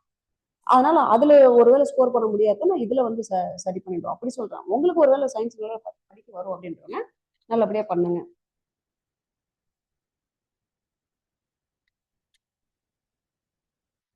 ஓகே, ஓகேங்களா? சரிப்பா. அப்போ இதுதான் விஷயம், நீங்க அதன்படி ஃபாலோ பண்ணுங்க, மற்றபடி ஒன்றும் இல்லை. ஓகேங்களா? அது மாதிரி நீங்க பாலிட்டியுமே நான் உங்களுக்கு சொல்றேன் எப்படி படிக்கணும் எப்படி படிக்கணுன்றதை நான் உங்களுக்கு இன்னும் தெளிவாக நான் சொல்றேன். +1 பொலிட்டிக்கல் சயின்ஸ்லாம் எடுத்தோம்னா முதல் ஒரு 9 சாப்டர் நீங்க ஃபர்ஸ்ட் டைம் படிக்கக்கூடாது. ஏன்னா அதெல்லாம் ஃபுல்லாக ஃபிலாசபியே இருக்கும், மண்டை காஞ்சிரும். புரியுதுங்களா? அதனால எடுத்தோடனே படிக்கக்கூடாது. மற்ற சப்ஜெக்ட்லாம் படிச்சுட்டு சப்ஜெக்ட் பத்தின ஒரு புரிதல், இந்த ஃபீல்டை பத்தின ஒரு புரிதல் வந்ததுக்கு அப்புறம் அதை படிக்கும்போது உங்களுக்கு ஈஸியா இருக்கு. நான் சொல்றேன் உங்களுக்கு எல்லாமே நான் சொல்லித்தரேன், ஒன்றும் பிரச்சனை இல்லை. ஏன்னா இப்ப எடுப்புல எல்லாத்தையும் நான் சொல்லிட்டு போக முடியாது. சரி, அப்போ ஓவராலா எங்களுக்கு இந்த படிக்கிற விதத்தை எங்களுக்கு நான் டிஎன்பிஎஸ்சி பத்தின ஒரு சொல்லிட்டீங்க. சரிங்க, ரெஃபரன்ஸ் மெட்டீரியல் பத்தி ஒண்ணு கூட நீங்க சொல்லுறீங்களேங்க அப்படின்னா உண்மையை உடைச்சு சொல்லட்டுங்களா? சயின்ஸ் நானே தேடுனா கூட நீங்க தேட மாட்டீங்க, வெளியே புக்ல எதுவும் தேட மாட்டீங்க. ஹிஸ்டரிக்கு ஸ்கூல் புக்கு பிஒய்க்யூ இது போதும். Geography 6th to 10th PYQ நான் கொடுக்குற மெட்டீரியல் கரண்ட் அஃபேர்ஸ் போதும். பாலிட்டி சேம் கதை தான். ஓகேங்களா? பட்டு ஒரு குரூப்புக்கு மட்டும் டைம் இருந்ததுன்னா உங்களுக்கு லக்ஷ்மிகாந்தன் ஒரு புக் இருக்கு, அதை கொஞ்சம் லைட்டா கொஞ்சம் தட்டினா நல்லா இருக்கும். குரூப் 2க்கு, குரூப் 1க்கு நல்லா தட்டணும், பட் குரூப் 2க்கு லைட்டா தட்டினா நல்லா இருக்கும். எதுக்கு? குரூப் 2க்கு. குரூப் 4க்கு தட்டாலனாலும் பிரச்சனை இல்லை. ஸ்கூல் புக்கு நான் கொடுக்குற மெட்டீரியல் பிஒய்க்யூ கரண்ட் அஃபேர்ஸ் இதுவே போதும். பாலிட்டிக்கு தாராளமா போதும், ஒன்றும் பிரச்சனை கிடையாது. என்னால அடிச்சு சொல்ல முடியும், அவ்வளவுதான். அதுக்கு மேலலாம் உங்களுக்கு அதுல இருந்து வர்றதுக்கு வாய்ப்பே கிடையாது. என்னால தெளிவா சொல்ல முடியும். தாராளமா மேனேஜ் பண்ணி 15 கொஸ்டின் வருதுன்னா 15க்கு 15 தாராளமா உங்களால அடிக்க முடியும். பாலிட்டியில ஒன்றும் பிரச்சனை கிடையாது. குரூப் 4 புரியுதுங்களா? திரும்ப சொல்ல பாருங்க, ஸ்கூல் புக்கு பிஒய்க்யூ நான் கொடுக்குற மெட்டீரியல் கரண்ட் அஃபேர்ஸ் இந்த 4 போதும் போதும் போதும் போதும். குரூப் 4க்கு போதும், குரூப் 2க்கும் போதும். பட் குரூப் 2க்கு வந்து வேணா உங்களால டைம் இருந்ததுன்னா லட்சுமிகாந்த லைட்டா தட்ட முடிஞ்சா தட்டுங்க, அவ்வளவுதான். இல்லைனாலும் ஒன்றும் பிரச்சனை கிடையாது, உங்களால மேனேஜ் பண்ணி அடிச்சுட்டு வந்துட முடியும். சொல்றேன், புரியுதுங்களா? இதெல்லாம் பாலிட்டிக்கு நான் சொன்னேன். சரிங்க, அப்போ நான் வெளியே இப்போ ரெஃபரன்ஸ் மெட்டீரியல் நான் எதை தான் ரெஃபர் பண்றது, எந்த சப்ஜெக்டும் தேவைப்படாதுன்னா டெவலப்மெண்ட் அட்மினிஸ்ட்ரேஷன் ஒரு சப்ஜெக்ட் இருக்கு, அதுக்கு தேவைப்படும்பா. நீங்க குரூப் 4 இருந்தாலும் சரி, குரூப் 2 இருந்தாலும் சரி, அதுக்குமே டெவலப்மெண்ட் அட்மினிஸ்ட்ரேஷன் தான் மெயினாக தேவை. அதான் ஸ்கீம்ஸு அப்புறம் இந்த சினாரியோஸ் அதெல்லாம் சொல்லுவாங்க இல்லையா, ட்ரெண்ட், எக்கனாமிக் ட்ரெண்ட்ஸ் இதெல்லாம் எப்படி போயிட்டு இருக்கு, அது ஆக்சுவலி கரண்ட் அஃபேர்ஸ் தான் சேர்ந்துதான் வரும். அந்த யூனிட்டுக்கு மட்டும்தான் நீங்க வெளியே கொஞ்சம் சோர்ஸ் எடுக்கிற மாதிரி இருக்கும். மற்றபடி ஒன்றும் பிரச்சனை கிடையாது. புரியுதுங்களா? ஆமா. நான் இவ்வளவுதான். வேற வேற எதுவும் உங்க சொல்றதுக்கு ஒன்றும் இல்லை. தமிழ் உங்களுக்கு தமிழ் லாங்குவேஜ் நடத்துறவங்க உங்களுக்கு சொல்லுவாங்க. தமிழுக்கு வந்து புக்கை தாண்டி வேற என்ன படிக்கணும் அப்படின்றத அவங்க நடத்துறவங்க சொல்லுவாங்க, ஃபேக்கல்ட்டி. அதனால அது பார்த்துக்கோங்க. லாங்குவேஜும் இங்கிலீஷோ அது தமிழோ நடத்துறவங்க சொல்லுவாங்க, அதை பார்த்துக்கோங்க. மற்றபடி ஜென்ரல் ஸ்டடீஸ்க்கு நீங்க படிக்கிற சப்ஜெக்ட்டுக்கு ஓப்பனா சொல்றேன், வெளியே நீங்க சோர்ஸும் தேடணும் அப்படின்னா அது டெவலப்மெண்ட் அட்மினிஸ்ட்ரேஷனுக்கு மட்டும்தான். அதுவும் குரூப் 2 குரூப் 4. ஓகேங்களா? குரூப் 2 குரூப் 4க்கு வெளியே நீங்க தேடணும்னா இதுதான்ப்பா. மற்றபடி ஸ்கூல் புக்கு, பியூஐக்கு, கரண்ட் அஃபேர்ஸ் அவ்வளவுதான் போதும். வேற ஒன்றும் கிடையாது. ஓகேங்களா? சரி. இப்போ உங்களுக்கு ஓரளவுக்கு ஐடியா வந்திருக்கும்னு நான் நினைக்கிறேன். ஓரளவுக்கு ஒரு கொஞ்சம் ஒரு கிளாரிட்டி வந்திருக்கும். ஒரு டீம் பிசினஸ் தான் இருக்கும் போல அப்படின்ற ஒரு கிளாரிட்டி. ஓகேங்களா? ஃபீல் பண்றீங்களா அப்படி? ஏன்னா நான் 3/4 மணி நேரமா நான் தான் பேசிட்டு இருக்கிறேன். ஓகேங்களாப்பா? Arunkumar, Hari, Muthulakshmi, Ramu Yes, sir, ma'am. Rajesh, Govindaraj, Jovisha. Okay okay okay okay. நான் தான் சொல்றேன், உங்களுக்கு வந்து எனக்கு எனக்கு இந்த உங்களை வந்து ஒன்ஸ் அட்ராக்ட் பண்றது, கிளாஸ்ல கொண்டு வருது அப்படிலாம் கிடையாது. நான் இருக்கிற எதார்த்தம் உங்களுக்கு நான் சொல்லிட்டேன். ஏன்னா நீங்க 1000 இருந்தாலும் என்னுடைய ஸ்டூடெண்ட் நீங்க. ஓகேங்களா? அதனால நீங்களும் ஒரு ஆஸ்பிரண்ட் தான் என்ன மாதிரி. அதுக்காக நான் இருக்கிற எதார்த்தத்தை உங்களுக்கு நான் ஃபுல்லா அப்படியே கையில கொடுத்துட்டேன். ஓகேங்களா? நீங்க ஆனா நான் என்னால உத்தரவாதம் கொடுக்க முடியும். பாலிட்டி, ஜியாகிரபி என்னுடைய அந்த ரெண்டு சப்ஜெக்டை அதை பத்தின உங்களுக்கு கவலையே எனக்கு தேவையே இல்லை. எப்படி படிக்கணும், என்ன படிக்கணும், என்ன மெட்டீரியல், ஏது, அதை பத்தின கவலையே தேவையில்லை. நான் என்ன சொல்றேனோ அதை அப்படியே கொஞ்சம் நீங்க ஃபாலோ பண்ணிட்டா போதும். அதான் சொல்றேன், அந்த 2 சப்ஜெக்ட் என்கிட்ட ஒப்படைச்சிடுங்க. அதை மறந்துடுங்க, நான் பாத்துக்கிறேன். ஓகேங்களா? சரி. இப்போ நம்ம வரும். ஸோ டிஎன்பிஎஸ்சி பத்தின ஒரு ஜென்ரல் இது நம்ம பார்த்தோம். பட் இப்போ நான் சொன்னதே எல்லாத்தையும் நான் இதுலயே சொல்லிட்டேன் அப்படின்னு என்னால சொல்ல முடியாது. பட் முக்கியமான விஷயத்த நான் உங்களுக்கு ஷேர் பண்ணிட்டேன். இதுதான் டிஎன்பிஎஸ்சின்றத சொல்லிட்டேன். எப்படி படிக்கணும், எப்படி பார்க்கணுன்றதை உங்களுக்கு நான் சொல்லிட்டேன். இது போய் கேட்கறதுக்கு ஏதோ ஒரு 3/4 மணி நேரம் ஒரு கதை கேட்கற மாதிரி இருந்திருக்கும். ஆனா இதுதான் இருக்கிற யதார்த்தமே. ஓகேங்களா? இந்த ஃபீல்டில் இருக்கிற யதார்த்தம் இதுதான். சரிப்பா, இப்ப நம்ம பார்ப்போம். இப்ப பாலிட்டிக்கு உங்களுக்கு நான் மெட்டீரியல் என்னன்றதை நான் சொல்லிட்டேன். உங்களுக்கு எல்லாம் பக்காவா நான் ஆக்சுவலி டாபிக் வைஸ் அழகா மெட்டீரியல் போட்டு வச்சிருக்கிறேன். ஒன்றும் பிரச்சனை இல்லை. நீங்க அதை பத்தி விட்டுருங்க. இப்போ வரும். இந்த எனக்கு வந்து நிறைய பேருக்கு பாலிட்டி பத்தின ஒரு பயம்லாம் இருக்கும். எப்படி படிக்கணும், என்ன படிக்கணும் அப்படின்ற ஒரு பயம்லாம் இருக்கும். அதெல்லாம் உங்களுக்கு தேவையே இல்லை. புரியுதுங்களா? அந்த பயம்லாம் உங்களுக்கு தேவையே இல்லை. ரொம்ப ஜாலியான ஒரு சப்ஜெக்ட் தான் பாலிட்டி. நான் நடத்துறதுக்காக சொல்லலை, யார் நடத்தினாலும் அந்த சப்ஜெக்ட் நான் சொல்லுவேன். ஓகேங்களா? பாலிட்டின்றது இன்ட்ரெஸ்டிங் சப்ஜெக்ட். பாலிட்டிய படிக்க கூடாது. என்னங்க நீங்க வந்ததுல இருந்து அதிகமா படிக்காதீங்கன்றீங்க, இதை படிக்காதீங்கன்றீங்க, புக்கு தேடாதீங்கன்றீங்க, அதிகமா மெட்டீரியல் வாங்காதீங்கன்றீங்க, வந்ததுல இருந்து இதுவே சொல்லிட்டு இருக்கீங்களே மேடம் அப்படின்னா, இதுதான் ஆக்சுவல் பாசிட்டிவான விஷயம். உங்களுக்கு நான் சொன்னது எல்லாமே சொல்ற விதம். வேணா படிக்காதீங்க, செய்யாதீங்க, போவாதீங்க. அந்த விவேக காமெடி வர மாதிரிதான், ஒரே வைலண்டா இருக்குது, தோசை சுடுறான் அப்படின்ற மாதிரி, உளுந்து உடைக்கிறான் அப்படின்ற மாதிரி, அந்த நெகட்டிவா வார்த்தை இருக்கிற மாதிரி அவர் காமெடி பண்றாரு. அந்த மாதிரி உங்களுக்கு இருக்கு மேசரும். படிக்காதீங்க, தேடாதீங்க, கஷ்டப்படாதீங்கன்னு சொல்றது. பட்டு அதை அப்படியே புரிஞ்சுக்கிட்டு பண்ணா அதுதான் இருக்கிறதுல பாசிட்டிவான ஒரு விஷயமே. ஓகேங்களா? சரி, அந்த பாசிட்டிவ் வைபோடே இருக்கும்னு நான் சொல்றேன். ஏன்னா பாசிட்டிவிட்டி ரொம்ப முக்கியமானது இல்லை.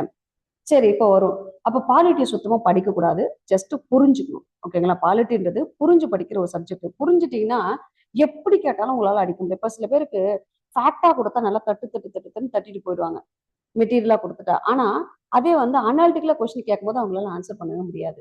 ஏன்னா அப்ப அவங்க அந்த சப்ஜெக்டை புரிஞ்சுக்கலன்னு அர்த்தம். புரியுதுங்களா? அதனாலதான் சொல்றேன், பாலிட்டின்ற சப்ஜெக்டை படிக்க கூடாது, புரிஞ்சுக்கணும். நீங்க புரிஞ்சுட்டீங்கன்னா அதுல படிக்கிறதுக்கு ஒண்ணுமே கிடையாது. நான் தான் சொல்றேன், உங்களுக்கு நான் அழகா கொண்டு போறேன். நீங்க இப்ப வந்து மத்த சப்ஜெக்ட் ஹிஸ்டரியே ஒண்ணும் பண்ண முடியாது, கதை கேட்டாலும் கொஞ்சம் லைட்டா படிக்கணும். பட் பாலிட்டி பொறுத்த வரைக்கும் புரிஞ்சுக்கிட்டா போதும். கான்செப்ட புரிஞ்சுக்கிட்டீங்கன்னா அதுல படிக்கிறதுக்கு ஒண்ணுமே கிடையாது. உங்க டைமை மிச்சப்படுத்துறேன், உங்க எனர்ஜி மிச்சப்படுத்துறேன். இந்த மாதிரிதான் பாலிட்டி படிக்கணுன்றத உங்களுக்கு நடத்தி கையில கொடுத்துறேன். நீங்க அந்த மாதிரி கொண்டு போங்க. மத்தபடி என்னது வேற எதுவும் தேவையில்லை உங்களுக்கு. ஓகேங்களா? சரி, இப்ப நம்ம வரும். இப்ப இந்த இதுல வந்து அந்த இதுல பாருங்க, பிடிஎஃப் நான் உங்களுக்கு கொடுத்துருக்கேன் பாருங்க, ஷேர் பண்ணிருக்கேன் பாருங்க. அதுல பாத்துட்டாங்க. யூனிட் 5ல பாலிட்டி, சாரி யூனிட் 4ல வருது Indian polity. Constitution of India ஒத்த வாரத்துல முடிச்சிச்சு மொத்த பாலிட்டி. அது அப்புறம் கீழெல்லாம் அப்புறம் எதுக்கு மேடம் சும்மா கொடுத்துருக்கு அப்படின்னா, அது சும்மா உங்களுக்கு ஒரு புரிதலுக்காக கொடுத்து வச்சிருக்குது. கான்ஸ்டியூஷன் ஆஃப் இந்தியா அப்படின்ற ஒரே ஒரு விஷயத்துல முடிஞ்சு போச்சு. அப்போ நம்ம எப்படி நம்ம பாலிட்டியை நம்ம நடத்தோம் அப்படின்னா, அந்த அந்த புக்கு கான்ஸ்டியூஷன் ஒரு புக் இருக்கு இல்லையா, அந்த புக்கு உருவான வரலாறுல இருந்து நம்ம வந்து போவோம். புரியுதுங்களா? அந்த கான்ஸ்டியூஷன் ஒரு புக்கு எப்படி உருவாச்சு, பிரிட்டிஷ் பீரியட்ல நமக்கு வந்து அவங்க இப்ப நிறைய சட்டம் போட்டாங்களே, அந்த சட்டத்தை தான் நம்ம ஒரு பேக்ரவுண்டா வச்சு நம்ம கான்ஸ்டியூஷன் ஒரு புக்கு உருவாக்கியிருக்கோம். அந்த புக்கு உருவான விதை என்ன, அந்த புக்ல என்னென்ன சிறப்பு அம்சங்கள் இருக்கு, அப்புறம் நம்ம வந்து இது குடியுரிமைன்னு சொல்றாங்களே, சிஏஏன்னு சொல்றாங்க, சிட்டிசன்ஷிப் அமெண்ட்மெண்ட் ஆக்ட்னு சொல்றாங்க, குடியுரிமை திருத்த சட்டம்னு சொல்றாங்க. அப்படின்னா என்னங்க? அப்புறம் வந்து அப்படி சொல்லிட்டு இப்போ பிரியாம்பிள் முன்னுரிமை, அதாவது அந்த புக்கை திறக்கும் போது கான்ஸ்டியூஷன் ஒரு புக்கை உருவாக்கி ஹிஸ்டாரிக்கல் பேக்ரவுண்டை பார்த்துட்டு புக்கை உருவாக்கி பிரியாம்பிள்ன்ற ஒரு முகவுரை அப்படின்ற ஒரு அந்த அப்படின்னா என்னன்னு பார்ப்போம். அப்புறம் நம்ம இன்னைக்கு 28 மாநிலங்கள் இருக்கு, 8 யூனியன் பிரதேசம் இருக்கு. புரியுதுங்களா? 28 மாநிலங்கள், 8 யூனியன் பிரதேசம் இருக்கு. அது உருவான வரலாறு சூப்பரா இருக்கும். அந்த கதை எனக்கே ரொம்ப பிடிக்கும். சில டாபிக்லாம் பாலிட்டின்ற சப்ஜெக்ட் ரொம்ப நானே என்ஜாய் பண்ணி தான் நடத்துவேன். அதுலயும் குறிப்பா சில டாபிக்ஸ்லாம் ரொம்ப எப்படி சொல்றது, ஜாலியா போவோம். புரியுதுங்களா? எனக்கே அது ரொம்ப பிடிக்கும். இப்போ 28 ஸ்டேட் நம்ம சொல்றோம். இப்போ தமிழ்நாடு நம்ம சொல்றோம். தமிழ்நாடு உருவான வரலாறு என்ன? கேரளா, இன்னைக்கு கேரளா அப்படின்றது கேரளம் அப்படின்ற பேர் மாறுது. அப்போ ஒரு மாநிலத்தோட பேர் எப்படி மாத்துறாங்க? ஒரு மாநிலமே பேரை மாத்துமா, இல்ல பார்லிமெண்ட் மாத்தி கொடுக்குதா? இந்த மாதிரிலாம் நம்ம பார்ப்போம். இந்த இப்போ கூட பாருங்க, பரு மான்சூன் ஸ்டேஷன் சொல்லிட்டு சொல்லுவாங்க. அப்படின்னா என்னது?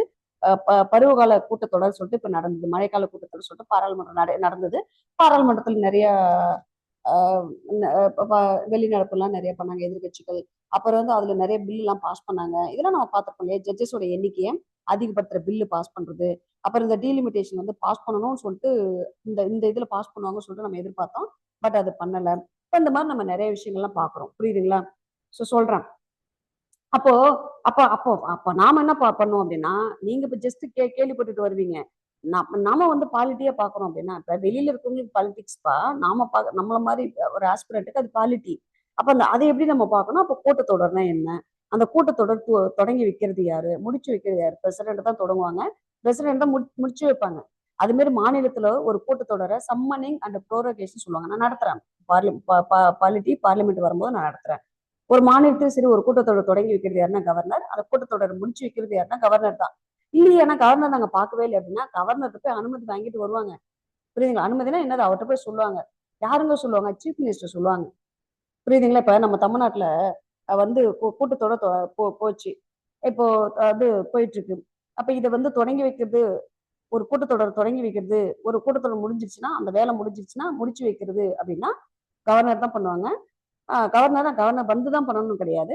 கவர்னர்கிட்ட சொல்லிட்டு இவங்க தொடங்குவாங்க. நான் சொல்ல வரேன். புரியுதுங்களா? நடத்துறேன். சரி. அப்போ இந்த மாதிரி ஒரு ஸ்டேட்டோட பேர் மாறுறதுல இருந்து நம்ம அது வரைக்கும் நம்ம போவோம். அதுக்கப்புறம் நம்மளோட ஃபண்டமெண்டல் ரைட்ஸ், அதாவது சிட்டிசனோட ஃபண்டமெண்டல் ரைட்ஸ் எத்தனை இருக்குது, அந்த ரைட்ஸ் பத்தின விவரங்கள் ரொம்ப ரொம்ப முக்கியமானது. அது ஒரிஜினல் எத்தனை ரைட்ஸ் இருக்கு, இப்ப எத்தனை ரைட்ஸ் இருக்கு அப்படின்னு சொல்லிட்டு அதை பார்ப்போம். அதுக்கப்புறம் ஃபண்டமெண்டல் டியூட்டி, நம்மளுடைய அடிப்படை கடமைகள், உரிமை அனுபவிக்கிறவனுக்கு செய்ய வேண்டிய கடமையும் சிலது இருக்குன்னு சொல்லிட்டு என்ன வச்சதான் அந்த அடிப்படை கடமைகள்ன்றது. அப்போ நமக்கு ஃபண்டமெண்டல் ரைட்ஸ்னு ஒண்ணு இருக்கா? ஆக்சுவலி ஏன் குவாலிட்டி வந்து ரொம்ப ரொம்ப ஜாலியான ஒரு சப்ஜெக்ட் சொல்றோம்னா, நம்ம நிறைய விஷயங்கள் தெரிஞ்சுப்போம். டீ கடையில வந்து அரசியல் பேசுவாங்க, பாத்திருக்கீங்களா? டீ கடை பாலிடிக்ஸ் 4 விஷயம் தான் தெரிஞ்சிருக்கும். 4 விஷயம் தெரிஞ்சவங்க டீயை ஆத்துன்னு ஆத்துற மாதிரி அம்மா பேசி பேசுவாங்க. அதான் டீ கடை பாலிடிக்ஸ் சொல்லுவாங்க. 4 விஷயம் தெரிஞ்சவங்க, இதை கூட நான் இப்போ முந்தின பேச்செல்லாம் நான் சொல்லியிருந்தேன். 4 விஷயம் தெரிஞ்சவங்க டீ கடை பாலிடிக்ஸ்ல உட்காந்து பேசுவாங்க. 40 விஷயம் தெரிஞ்சவங்க டிபேட்ல உட்காந்து பேசுவாங்க. டிவி சேனல்லாம் இருக்கு இல்லையா, யூடியூப் சேனல்லாம் நிறைய பாக்குறோம் இல்லையா, அதுல அந்த டிபேட்ல உட்காந்து பேசுவாங்க. 4000 விஷயம் தெரிஞ்ச நாமெல்லாம் என்ன பண்ணோம்னா எக்ஸாமுக்கு உட்காந்து படிச்சுட்டு இருப்போம். சும்மா விளையாட்டுக்காக சொல்றேன். புரியுதுங்களா? சொல்றேன். ஏன்னா நமக்கு அவ்வளவு விஷயங்கள் தெரியும்ப்பா. அப்போ நமக்கெல்லாம் உள்ள உரிமைன்னு ஒண்ணு கொடுத்துருக்காங்களா? பத்திரிகை சுதந்திரம் சொல்றாங்க. ஆக்சுவலி பத்திரிகை சுதந்திரம்ன்றது ஃபண்டமெண்டல் ரைட்ஸ், தெரியுங்களா? அப்படி என்னங்க ஃபண்டமெண்டல் ரைட்ஸ்னா என்ன? அதுவும் ரைட்டு தானே மேடம்? இல்ல இல்ல, ஒரு சாதாரண ஒரு உரிமைக்கும் அடிப்படை உரிமைக்கும் வித்தியாசம் இருக்கு. நீங்க சுப்ரீம் கோர்ட்டுக்கு டைரக்டா கோர்ட் கதை தட்டலாம், தெரியுங்களா? நீங்க எடுத்த உடனே எல்லா கேஸுங்களும் சுப்ரீம் கோர்ட்டுக்கு டைரக்டா போக முடியாது. சில கேஸ் தான் போக முடியும். அதுல முக்கியமான கேஸ் எதுனா இந்த ஃபண்டமெண்டல் ரைட்ஸ், என் உரிமை வந்து பறிபோகுது, அதை தடுத்து நிறுத்துங்க ஐயா அப்படின்னு சொல்லிட்டு கோர்ட்டு கதை தட்டுதான் என்னது ஃபண்டமெண்டல் ரைட்ஸ். அவ்வளோ ஒரு உரிமை கொடுத்து வச்சிருக்கிறாங்க. நம்மளுடைய சமயம், நம்ம வந்து ஒரு மதத்தை பின்பற்றுறது, அதை வந்து பரப்புறது, இந்த மாதிரி விஷயங்கள்லாம் நமக்கு என்ன அதாவது சட்டத்திட்டத்துக்கு உட்பட்டு சூப்பரா சொல்லியிருக்காங்க. கான்ஸ்டியூஷன் உருவாக்கணுங்க, சும்மா கிடையாது. அதை சொல்றேன், நான் அந்த ரைட்ஸ்லாம் உங்களுக்கு நான் நடத்துறேன். அப்ப தெரியும் மேம் ஏன் இதெல்லாம் சொன்னாங்க சொல்லிட்டு. இப்போ நேரம் நம்ம பேசிட்டு இருக்கேன், ரைட் டு ஸ்பீச், பேச்சு சுதந்திரம் இருக்கு இல்லையா? நான் தனியா பேசிட்டு இருந்தா பரவாயில்ல, ஆக்சுவலி உங்களுக்கு நான் நடத்திட்டு இருக்கிறேன் right to speech and expression, பேச்சு சுதந்திரம், கருத்து சுதந்திரம். இப்ப நான் வந்து இப்ப நான் உட்காந்து நான் பேசுறது கேட்டாருன்ற அவசியம் உங்களுக்கு கிடையாது, தெரியுங்களா? இப்ப நான் இப்ப நம்ம பாலிட்டி படி பார்த்தோம் அப்படின்னா, நான் நடத்துறது கேட்டே ஆகணுன்ற கட்டாயம் உங்களுக்கு கிடையாது, நான் கட்டாயப்படுத்த முடியாது. ஏன்? உங்களுக்கு தேவையின் அடிப்படையில, உங்க விருப்பத்தின் அடிப்படையில நீங்க வந்து அட்டன் பண்றீங்க, அவ்வளவுதான். ஆக மொத்தம் இது உங்களோட உரிமை.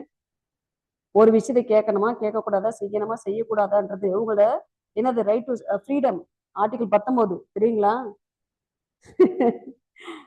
அது மாதிரி இப்ப இந்த பேச்சு சுதந்திரம் சொல்றாங்க இல்லைங்க, தாராளமா பேசலாம். பேச்சு சுதந்திரம் அப்படின்றதுல அதுல நிறைய வரும். ஒரு திரைப்படம் எடுக்கிறாங்க, ஒரு டைரக்டர் தன்னோட கருத்தை தானே வெளிப்படுத்துறாங்க, எக்ஸ்பிரஷன் தானே. தான் பேச வந்த கருத்தை படத்து மூலமா வெளிப்படுத்துறாங்க, எக்ஸ்பிரஷன். ஆர்டிகல் 19 ஃபண்டமெண்டல் ரைட்ஸ், சும்மா கிடையாது. அது மாதிரி ஒரு பத்திரிகை சுதந்திரம், அதுல என்ன பண்றாங்க, தன்னோட கருத்தை தான் வெளிப்படுத்துறாங்க. அதுல இந்த இப்ப வந்து இப்ப மாடர்ன் வேர்ல்டுல சுதந்திரம், இந்த ஸ்பீச் அண்ட் எக்ஸ்பிரஷனா மீம்ஸ் தான். Memes, trolls. ட்ரால்ஸ் இதுல வந்து கணக்குல எடுத்துக்க வேண்டாம். பட் மீம்ஸ் எல்லாம் எடுத்துன்னு வச்சுக்கோங்களேன். இப்ப கார்ட்டூன்லாம் நிறைய பாக்குறோம். ஒரு மீம்ஸ் 1000 விஷயத்த சொல்லுது. அப்போ மாடர்ன் வேர்ல்டுல ஸ்பீச் அண்ட் எக்ஸ்பிரஷன்ல இதே நம்ம சேர்த்துக்கலாம். என்ன மீம்ஸ் தாராளமா சேர்த்துக்கலாம். தன்னுடைய கருத்தை அவங்க வெளிப்படுத்துறாங்க அதன் மூலமா. அதான் டீசென்டா, அது ரொம்ப முக்கியமானது, டீசென்டா. ஓகேங்களா? சரி. ஏன்னா நீங்க ரொம்ப இன்டீசென்டா நம்ம வந்து அது மாதிரி பண்ணோம் அப்படின்னா அது அவங்களுடைய உரிமை இல்ல. ஒண்ணும் இல்ல, இப்ப என்ன வச்சு ஒரு மீம்ஸ் ட்ரால்ஸ் நீங்க போடுறீங்க அப்படின்னா, நீங்க யாராவது ஒருத்தவங்க,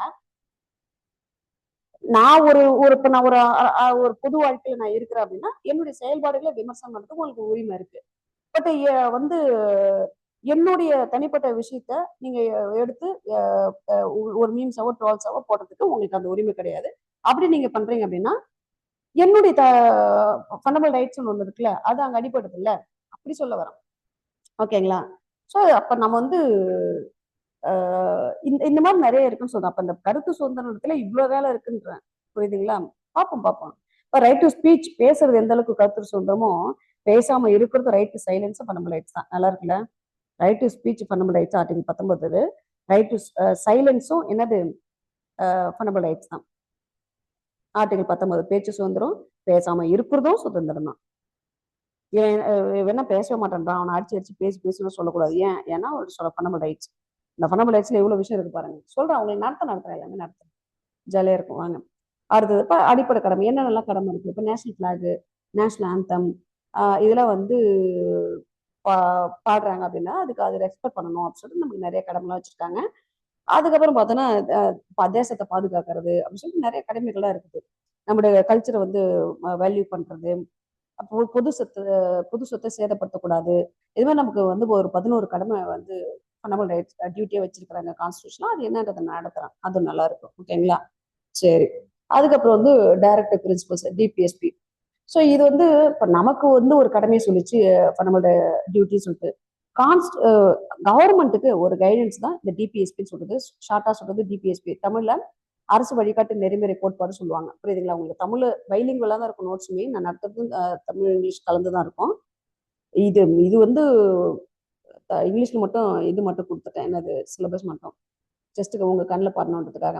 அப்ப இந்த டைரக்டிவ் பிரின்சிபல்ஸ் சொல்லப்படுற அரசு வழிகாட்டு நெறிமுறை கோட்பாடு ஒரு கவர்மெண்ட் எப்படி இருக்கணும், ஒரு அரசு கொண்ட ஒரு திட்டமோ சட்டமோ நாட்டு மக்கள் நலன் கருதி இருக்கணும். Welfare state, welfare of the people, மக்கள் நலன் கருதி ஒரு அரசு செயல்படணும் அப்படின்னு எப்படி எப்படிலாம் ஒரு அரசு இயங்கணும் அப்படின்றத அந்த டிபிஎஸ்பில அழகா சொல்லியிருக்கோம். பாலிட்டி, ஓகேங்களா, கான்ஸ்டியூஷன்ல. அதுக்கப்புறம் பார்த்தோம்னா சென்ட்ரல் கவர்மெண்ட், ஸ்டேட் கவர்மெண்ட். இப்போ நம்ம பார்த்தோம்னா ஜென்ரலா. இதுக்கப்புறம் பார்த்தோம்னா நம்ம central government, state government, union executive, legislature, judiciary சொல்லுவாங்க. அப்படின்னா என்னன்னா ஒன்றிய நிர்வாகம், ஒன்றிய சட்டமன்றம், அதுக்கப்புறம் ஒன்றிய நீதிமன்றம் அப்படின்னு சொல்லிட்டு சுப்ரீம் கோர்ட். ஓகேங்களா? அப்போ பார்லிமெண்ட்னா எப்படி இருக்கு, பார்லிமெண்ட் அந்த பில்டிங் எங்க இருக்குது, அதை கட்டினது யாரு, அதை டிசைன் பண்ணது யாரு, அந்த பார்லிமெண்ட்ல 2 ஹவுஸ் இருக்குது, லோக்சபா ராஜ்யசபான்னு சொல்றாங்க. அதுல அந்த 2 அவையோட மொத்த எண்ணிக்கை என்ன, ஸ்ட்ரென்த் என்ன, அது எப்படி நிரப்புறாங்க, எலெக்ஷனா, நாமினேஷனா, நியமனமா, தேர்தல் முறையா, தேர்தல்னா நேரடி தேர்தல, மறைமுக தேர்தலா, அது என்ன குவாலிஃபிகேஷன், எப்படி உள்ள போனா அவங்க என்னதான் வேலை பார்ப்பாங்க, அந்த பார்லிமெண்ட்டுக்குள்ள என்னதான் நடக்குது அந்த பார்லிமெண்ட்ல, ஒரு நாள் எப்படி தொடங்குது, நமக்கு ஸ்கூல் தொடங்குற மாதிரி காலைல 9 மணில இருந்து சாயந்தரம் 4 மணி வரைக்கும் அப்படியா, இல்ல அவங்களுக்குன்னு அது மாதிரி டைம் ஏதாவது இருக்கா, லஞ்ச் பிரேக்லாம் அவங்களுக்குலாம் உண்டா, தாராளமா உண்டு, எல்லாமே உண்டு. புரியுதுங்களா? காலைல 9 மணிக்கு கூடி சாயந்தரம் 6 மணி வரைக்கும். ஸோ மார்னிங் செஷன் சொல்லி பார்த்தோம்னா 11 to 1, 1 to 2 லஞ்சு, அதுக்கப்புறம் 2 to 6. புரியுதுங்களா? ஸோ சொல்ற பார்லிமெண்ட், அப்ப அந்த ஒரு பார்லிமெண்ட் வருஷத்துக்கு எத்தனை முறை கூடும், ஒவ்வொரு நாளும் எப்படி தொடங்குது, எதுல ஆரம்பிக்குது, என்னெல்லாம் ஒரு சட்டம் நம்ம நாட்டுல எப்படி கொண்டு வராங்க, ஏதோ இந்த சட்டம் அந்த சட்டம்ன்றாங்க, ஜட்ஜஸோட ஸ்ட்ரென்த் அதிகப்படுத்துற சட்டம் ஒண்ணு கொண்டு வந்தாங்க, அதை பாஸ் பண்ணாங்க, இதெல்லாம் எப்படி பண்றாங்க, புரியுதுங்களா? ஒரு ஒரு நம்ம நாட்டுல ஒரு சட்டம் கொண்டு வர்றதுக்கான ப்ரொசீஜர் என்ன, ஒரு லெஜிஸ்லேட்டிவ் ப்ரொசீஜர் எப்படி பண்றாங்க, இது எல்லாமே முக்கியம். இப்ப நம்ம பட்ஜெட்னு சொல்றாங்க, மானிய கோரிக்கைன்றாங்க, பட்ஜெட் அப்படின்றாங்க. பட்ஜெட்னா என்ன? பட்ஜெட்ன்ற வார்த்தை கான்ஸ்டியூஷன் கிடையாது, அது தெரியுங்களா? முதல்ல பட்ஜெட் பட்ஜெட் பட்ஜெட் பட்ஜெட் நம்ம மூச்சு 300 தடவை நம்ம கேள்விப்படுறோம் பாக்குறோம். ஆனா பட்ஜெட்ன்ற வார்த்தை கான்ஸ்டியூஷன் கிடையாது. ஆனுவல் பினான்சியல் ஸ்டேட்மெண்ட், ஆண்டு நிதிநிலை அறிக்கை அப்படின்ற ஒரு பேர்ல தான், அப்படின்ற வார்த்தை தான் இருக்கோசரம் பட்ஜெட் என்ற ஒரு வார்த்தையே கான்ஸ்டியூஷன்ல கிடையாது. புரியுதுங்களா? சொல்றேன். அப்ப அந்த ஆனா ஜென்ரலா நம்ம பட்ஜெட் தான் சொல்லணும். அப்ப அப்ப சொல்றது வேற, பட் கான்ஸ்டியூஷன்ல இருக்கிறது வேறன்ற. அது எப்படி போகுது, அது யார் கொண்டு வராங்க, அந்த பட்ஜெட் ப்ரிப்பேர் பண்றது யாரு, அந்த பட்ஜெட் யார் சார்பா இன்ட்ரடியூஸ் பண்றாங்க, யார் சார்பாவா? ஆமாப்பா, பட்ஜெட் ப்ரிப்பேர் பண்றது அந்த பிரசன்ட் பண்றது வேணா பினான்ஸ் மினிஸ்டரா இருக்கலாம். ஆனா ஆக்சுவலி அந்த பட்ஜெட்டை தாக்கல் பண்ண வேண்டியது யாரு தெரியுங்களா? பிரசிடென்ட். அங்கன்னா பிரசிடென்ட், இங்கன்னா கவர்னர். பட் அவங்க சார்பா பினான்ஸ் மினிஸ்டர் தாக்கல் பண்ணுவாங்க. புரியுதுங்களா? அது மாதிரி ஒவ்வொரு மானிய கோரிக்கைன்றாங்க, ஒவ்வொரு துறையோட மானிய கோரிக்கை சொல்லிட்டு ஒவ்வொரு டிபார்ட்மெண்ட் வைஸ் எங்க மானிய கோரிக்கைகள் கேட்பாங்க. அங்கன்னா என்னன்னா சென்ட்ரல் லெவல்ல மினிஸ்ட்ரி சொல்லுவாங்க, ஸ்டேட் லெவல்னா டிபார்ட்மெண்ட் துறை, சென்ட்ரல் லெவல்னா மினிஸ்ட்ரி அமைச்சகம் சொல்லுவாங்க, உள்துறை அமைச்சகம் சொல்றாங்கல்ல, அப்படி சொல்லுவாங்க. இங்கன்னா டிபார்ட்மெண்ட் சொல்லுவாங்க, துறை அப்படின்ட்டு. ஓகேங்களா? அப்ப அது எப்படி இருக்குது, அப்ப பார்லிமெண்ட்ல ஒரு பட்ஜெட் எப்படி ப்ரெசென்ட் பண்ணி எப்படி காசு எடுக்கிறாங்க, நம்ம நாட்டுல வரவு செலவு எப்படி பாத்துக்கிறாங்க, அந்த சரிங்க பட்ஜெட்ல காசு கொடுக்குறாங்க, பல பல லட்சம் கோடின்னு சொல்லிட்டு ஒதுக்கி ஒவ்வொரு டிரான்ஸ்போர்ட் மினிஸ்டருக்கு 50,000 கோடி, இது சிவில் ஏவியேஷன் மினிஸ்டருக்கு ஒரு 30,000 கோடி, கல்விக்கு ஒரு 40,000 கோடி சொல்லிட்டு ஒதுக்குறாங்க. அந்த காசுலாம் அதுக்குதான் செலவாயிருக்கு சொல்லிட்டு யாருங்க அதெல்லாம் ஆடிட் பண்றாங்க அப்படின்னா சிஏஜின்னு ஒரு அமைப்பு இருக்கு. அதெல்லாம் நான் பின்னாடி வரும்போது நடத்துறேன். புரியுதுங்களா? கண்ட்ரோல் அண்ட் ஆடிட்டர் ஜெனரல் ஒன்று சிஏஜின்னு இருக்கு, அதுதான் ஃபுல்லா பாத்துக்குது. ஓகேங்களா? அப்போ அப்போ நம்ம நாட்டுல ஒரு கவர்மெண்ட் எப்படி இருக்குது, இப்ப ஒரு எம்பி எப்படி போறாங்க, பார்லிமெண்ட் எப்படி ஃபங்க்ஷன் ஆகுது, ஒரு எம்பியோட வேலை என்ன, அந்த எம்பி பதவி எப்படி காலி ஆகுது, இப்ப கட்சித்தாவல் தடை சட்டம் சொல்றாங்க, கட்சித்தாவல் ஆன்டி டிஃபெக்ஷன்னா என்ன, அதை முடிவெடுக்கிறது யாரு? இப்ப நீங்களே பார்த்திருப்பீங்க, கட்சித்தாவல் தடை சட்டத்தின் கீழே முடிவெடுக்கிறது யாருன்னா சபாநாயகர். ஏன்னா இப்ப நீங்களே பாக்குறீங்களா, நாமளே பாக்குறோம்ல, ஏன் நம்ம ஸ்டேட்லயே நடக்கிறதை பார்ப்போம். ஏன்னா நான் பாலிடிக்ஸ் பேசலப்பா, இப்ப நான் சொல்றேன், நான் கிளாஸ்ல பாலிடிக்ஸ் பேசவே மாட்டேன், நான் அதையும் சொல்லிடுறேன். நடத்துறது பாலிட்டி, ஆனா நோ பாலிடிக்ஸ், பாலிடிக்ஸ்க்கு இங்க இடம் கிடையாது. ஓகேங்களா? அதனால நான் நடத்துறது பாலிட்டியா இருந்தாலும் எனக்கு பாலிடிக்ஸ் கிளாஸ்ல நான் பேச மாட்டேன், சொல்றேன். ஆனா நான் நடத்துறது வச்சுதான் நான் சப்ஜெக்ட் நடத்த முடியும். ஓகேங்களா? ஆனா அந்த பாலிடிக்ஸ் தான் நான் கொண்டு போக மாட்டேன்னு சொல்ல வரேன். சரிங்க. அப்போ அப்ப நீங்களே பாக்குறீங்க, இவங்க எங்க கட்சியோட இதே உத்தரவை மீறி நடந்துட்டாங்க அப்படின்றதுக்காக அவங்களோட தகுதி நீக்கம் பண்ணுங்கன்னு சொல்லிட்டு லெட்டரை யார்கிட்ட கொண்டு கொடுத்தாங்க, அவங்களுக்கு பதவி பிரமாணம் பண்ணி வைக்கிற ஒரு எம்எல்ஏக்கு பதவி பிரமாணம் பண்ணி வைக்கிற கவர்னர் கிட்ட கொண்டு கொடுக்கல, தகுதி நீக்கம் பண்ண சொல்லி கவர்னர் கொடுக்கல, யார்கிட்ட கொண்டு கொடுத்தாங்க, சபாநாயகர்கிட்ட கொண்டு கொடுத்தாங்க. புரியுதுங்களா? ஏன்னா கட்சித்தவல் தடை சட்டத்தின் கீழே முடிவெடுக்கிற அதிகாரம் யாருக்கு இருக்குன்னா அந்தந்த அவைத்தலைவர். அப்படிதான் கரெக்டா சொல்லி பழகணும். அந்தந்த அவைத்தலைவர்னா லோக்சபானா ஸ்பீக்கர், ராஜ்யசபானா சேர்மன். புரியுதுங்களா? அதே மாதிரி மாநிலம் அப்படின்னா அசம்பிளினா ஸ்பீக்கர், கவுன்சில் அப்படின்னா சேர்மன் சொல்லுவாங்க. இப்ப நம்ம ஸ்டேட்ல கவுன்சில் கிடையாது, அசம்பிளி மட்டும்தான். ஸோ சொல்றேன், சில விஷயங்கள் நீங்க பார்த்தாவே புரிஞ்சிடும். பாலிட்டி பொறுத்த வரைக்கும் தனியா உட்காந்து ஒரு புக் எடுத்து படிச்சு புரிஞ்சுக்கிறது சப்ஜெக்ட் கிடையாது. பார்க்கறத புரிஞ்சுக்கிறது தான் பாலிட்டி, பார்க்கறது தான் பாலிட்டி. ஓகேங்களா? படிக்கிறது பாலிட்டி கிடையாது, பார்க்கறது தான் பாலிட்டி. சரி, அப்போ ஒரு சென்ட்ரல் கவர்மெண்ட் எப்படி இருக்கு, ஒரு மினிஸ்டர், ஒரு பிரைம் மினிஸ்டரோட வேலை என்ன, ஒரு மினிஸ்டரோட வேலை என்ன, அவங்களுக்கு என்னென்ன அதிகாரங்கள் இருக்குது, ஒரு கேபினெட் மினிஸ்டர் சொல்றாங்க, மினிஸ்டர்ன்றாங்க, கேபினெட் மினிஸ்டரும் மினிஸ்டருக்கு என்னங்க சம்பந்தம் அப்படின்னா, அப்ப அந்த ரேங்கிங்ல முன்ன பின்ன இருக்கும், அதை வச்சு நான் நடத்துறேன். ஓ அப்படியா, ஆமா. அது மாதிரி இப்ப இதெல்லாம் பாப்பா ஒரு அப்ப கவர்மெண்ட், சென்ட்ரல் கவர்மெண்ட் பாக்குறோம், சென்ட்ரல் சட்ட யூனியன் சட்ட லெஜிஸ்லேச்சர் அப்படின்னா பார்லிமெண்ட், அந்த பார்லிமெண்ட்ல என்னென்ன நடக்குதுன்றது அதை நம்ம பார்ப்போம். அதுக்கப்புறம் அதே மாதிரி தான் ஸ்டேட்லயும் ஸ்டேட்ல மாநில அமைச்சரவை எப்படி இருக்குது, மாநில சட்டமன்றம் எப்படி, எல்லாத்தையும் நம்ம டீட்டெயில் நடத்தோம். அதுக்கப்புறம் பார்த்தோம்னா ஜுடிஷியரி. ஜுடிஷியரி அப்படின்றது வந்து நம்ம நாட்டுல supreme court, high court, lower courts இப்படிதான் இருக்கு.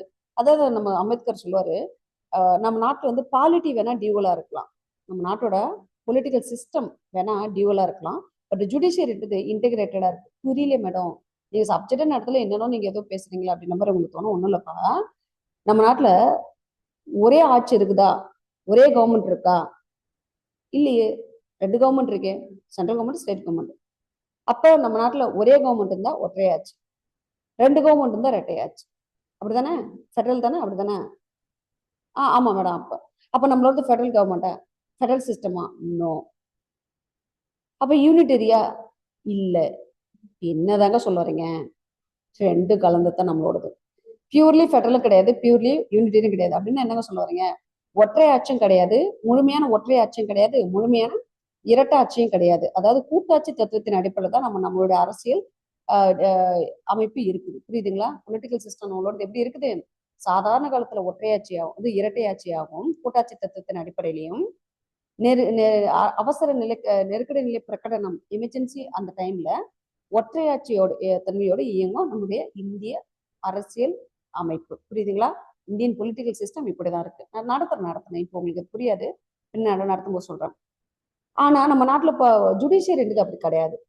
கோர்ட்டுனா எல்லாம் குடும்பமா இருக்கிறாங்க. அப்படின்னா என்ன அர்த்தம்? சுப்ரீம் கோர்ட் வேற, ஹை கோர்ட் வேற, லோயர் கோர்ட் வேற கிடையாது. அவங்களும் ஒண்ணுதான். அப்படின்னு என்ன சொல்றீங்க?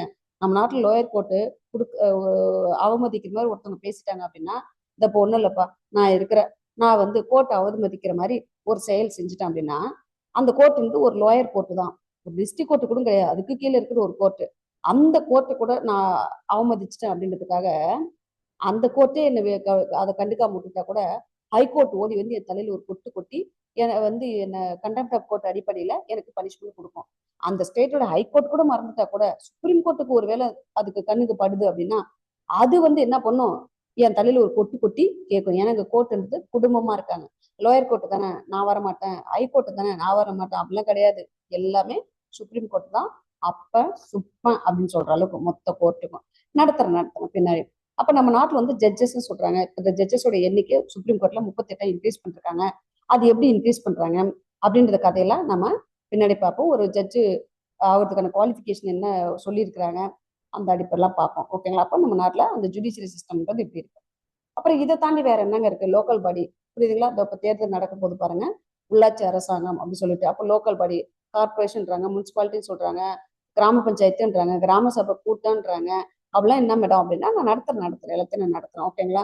அந்த மாதிரி லோக்கல் பாடி அது எப்போ உருவாச்சு என்ன ஏதுன்ற வரலாறோட நம்ம நடத்துவோம். மெட்டீரியல் போட்டு நடத்துவோம், ஒன்றும் பிரச்சனை இல்லை. அடுத்தது வேற என்னங்க? இப்போ ஒரு கூட்டாட்சி தத்துவத்தின் அடிப்படையில் சென்ட்ரல் ஸ்டேட் ரிலேஷன்ஸ் அப்படின்றது எப்படிங்க இருக்கும்? மத்திய மாநில உறவுகள் எப்படிங்க இருக்கும்? சூப்பரா இருக்கும். புரியுதுங்களா? வந்து உறவுகள் எப்படி இருக்கு? நிதி வந்து கொடுக்கறதுல நம்ம அடிக்கடி பிரச்சனை பார்க்குறோம். சென்ட்ரல் கவர்மெண்ட் ஸ்டேட் கவர்மெண்ட்டுக்கு ஃபண்டே கொடுக்க மாட்டேங்குது அப்படின்ற மாதிரி நிறைய news.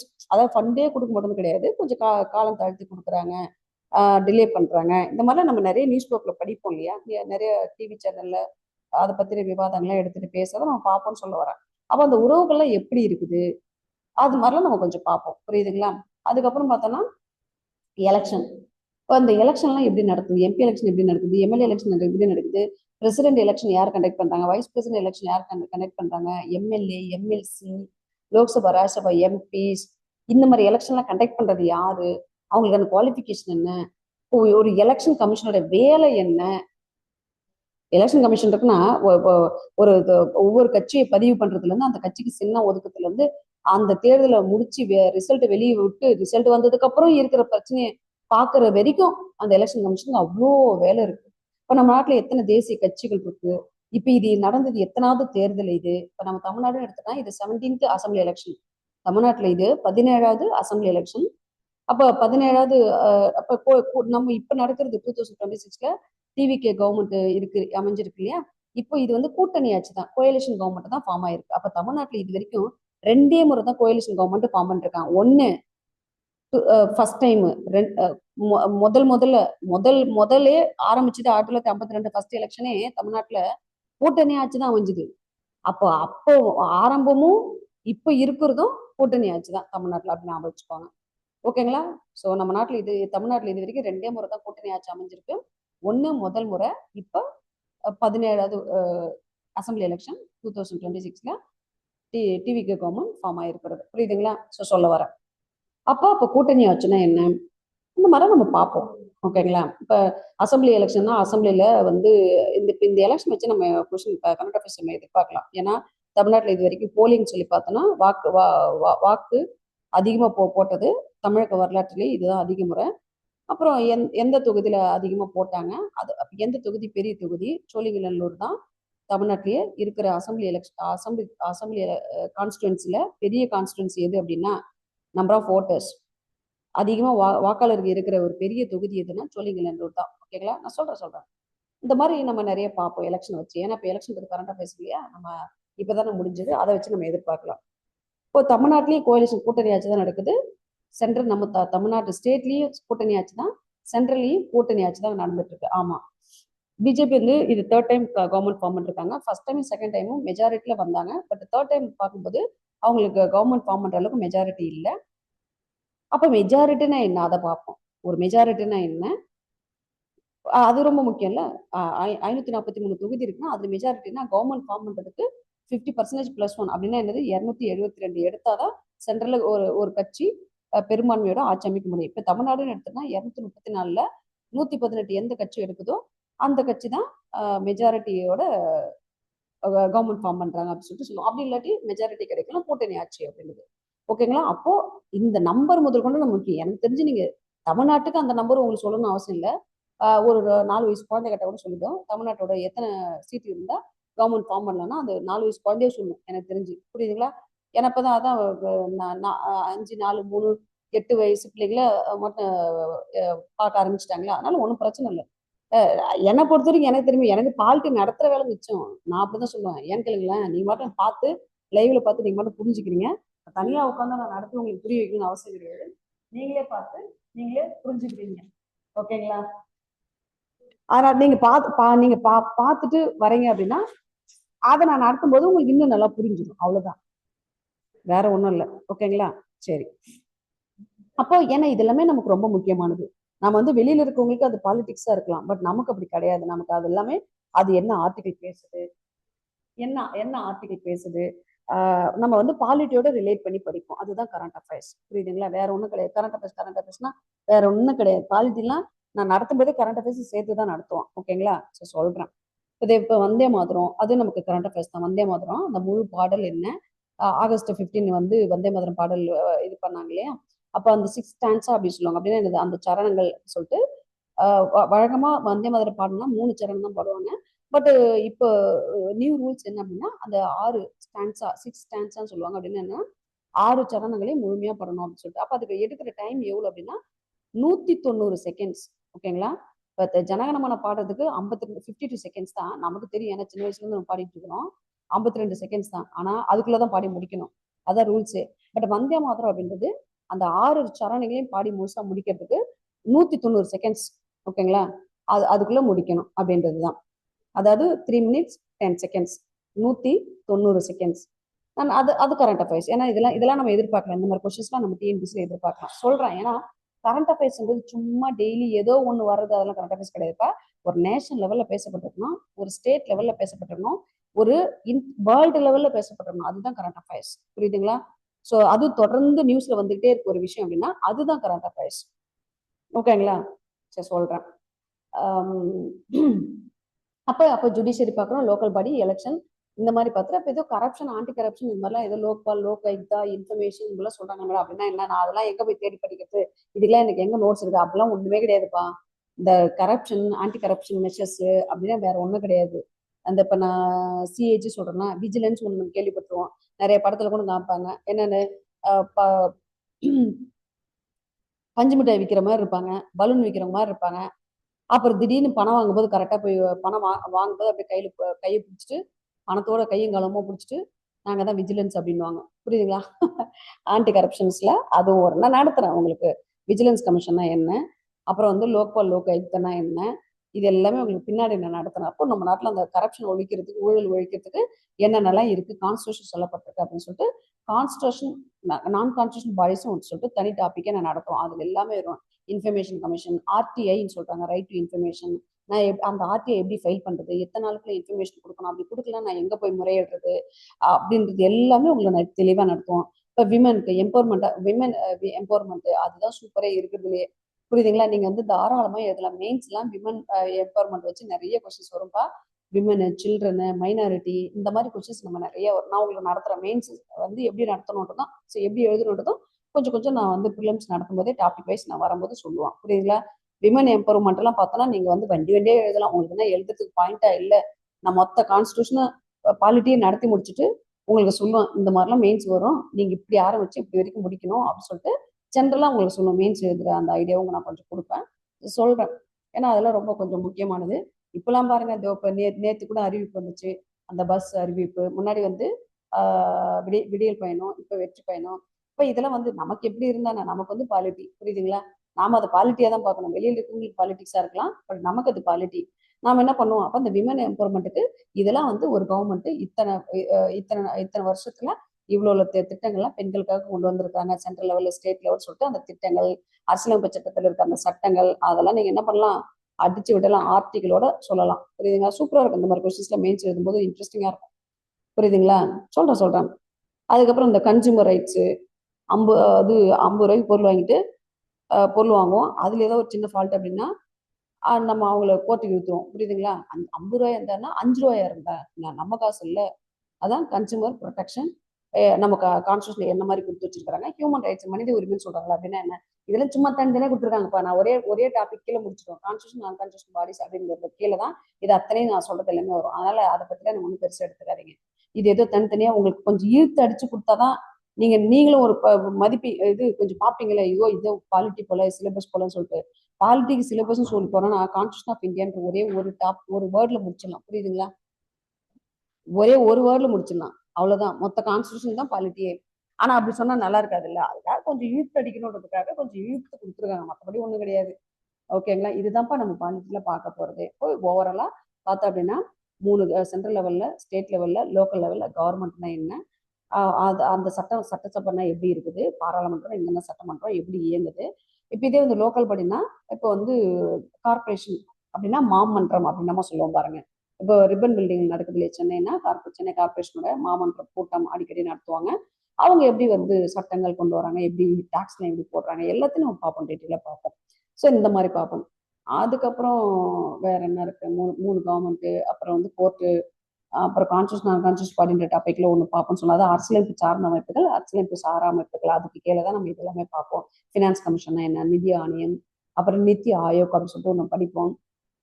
Information commission, human rights commission, women commission, minority commission, இந்த மாதிரி நம்ம வந்து நிறைய நம்ம எலெக்ஷன் கமிஷன், யூபிஎஸ்சி, டிஎன்பிஎஸ்சி, ஒரு டிஎன்பிஎஸ்சியோட சேர்மன் மெம்பர்ஸ்லாம் எப்படி அப்பாயின்ட் பண்றாங்க, யாரு அப்பாயின்ட் பண்றாங்க, யாரு ரிமூவ் பண்றாங்க அவங்களுக்கு ஏதாவது குவாலிஃபிகேஷன் எதாவது இருக்குதா, கான்ஸ்டியூஷன் என்ன சொல்லியிருக்கு, அவங்களோட பதவி காலங்கள் என்ன, இது மாதிரி நல்லா படிப்போம், டீட்டெயிலாக பார்ப்போம். ஓகேங்களா? அதுக்கெல்லாம் நான் கொடுத்த நோட்ஸே உங்களுக்கு போதும். குரூப் 1 லெவலுக்கே அந்த நோட்ஸ், அந்த கான்ஸ்டியூஷன் பாடிஸ் அந்த நோட்ஸ்லாம் தாராளமாக போதும். ஸோ சொல்றேன். இந்த மாதிரி நம்ம பார்ப்போம். அதுக்கப்புறம் பார்த்தோம் அப்படின்னா வேற என்ன, மற்றபடி நம்ம முன்னாடி சொன்ன சிலிஞ்சிப்போ, ஃபண்டமெண்டல் டியூட்டி, டிபிஎஸ்பி, அப்புறம் கான்ஸ்டியூஷன் உருவான வரலாறு என்ன, ஒரு ஸ்டேட் உருவான கதைலாம் என்ன, எத்தனை ஸ்டேட்ஸ் இருக்கு அப்படின்ற மாதிரி அந்த கதையெல்லாம் நம்ம வந்து டீட்டெயிலாக பார்ப்போம். புரியுதுங்களா? ஸோ பாலிட்டி பொறுத்த வரைக்கும் இவ்வளோதான் இப்போ நம்ம படிக்க போறோம்ன்றத உங்களுக்கு நான் என்ன பண்ணிட்டேன், உங்க கண்ணு முன்னாடி கொண்டாந்து நிறுத்திட்டேன். ஓகேங்களா? உங்களுக்கு நான் டிஎன்பிஎஸ்சி பத்தின ஒரு அவுட்லைன் கொடுத்தேன். அதுக்கப்புறம் பாலிட்டி பத்தின ஒரு விவரங்கள் சொல்லிட்டேன். இதுக்கப்புறம் நான் டாபிக் வைஸ் உங்களுக்கு நான் நடத்தும் போது உங்களுக்கு இன்னும் தெளிவாயிடும். புரியுதுங்களா? நான் தான் சொல்றேனே, நானே ரசிச்சு ருசிச்சு நடத்துற ஒரு சப்ஜெக்ட் அது எப்படி உங்களுக்கு புரியாம போயிடும். ஏன்னா நடத்துறேன், நானே என்ஜாய் பண்ணி தான் நடத்துறேன். அப்போ கண்டிப்பா உங்களுக்கு என்ன பண்ணணும், புரியும், கவலைப்படாதீங்க. ஓகேங்களா? சரி தங்க, இது வரைக்கும் நடத்துறது உங்களுக்கு ஓரளவுக்கு ஒரு ஒரு அவுட்லைன் கொடுத்துற அளவுக்கு நான் கொடுத்துருப்பேன்னு நான் நம்புறேன். மற்றபடி நம்ம பில்ட் பண்ணிக்கலாம், ஒன்றும் பிரச்சனை இல்லை. புரியுதுங்களா? நான் திரும்பவும் சொல்றேன், உங்களுக்கு சக்சஸ்க்கான கீ என்னன்னா கம்மியா படிச்சு அதிகமா ஸ்கோர் பண்றதான். So minimum learning, maximum scoring. அதுதான் உங்களுடைய தாரக மந்திரமே.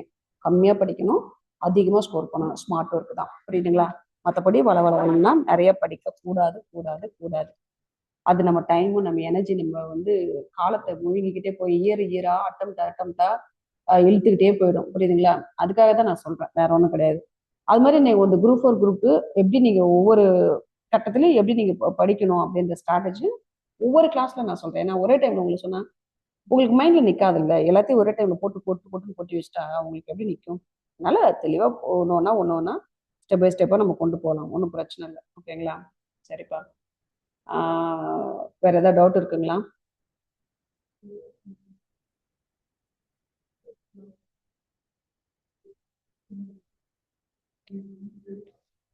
டவுட் இருந்தா ஏதாவது கேளுங்க, ஒன்றும் பிரச்சனை இல்லை. உங்களுக்கு தனிப்பட்ட வகையில நீங்க உங்களுக்கு என்ன சப்ஜெக்ட்ல என்ன டவுட் இருந்தாலும், எப்படி படிக்கணும்ன்ற டவுட் இருந்தாலும் அதெல்லாம் தயங்காதீங்க. முதல்ல தயக்கம் தேவையில்லை.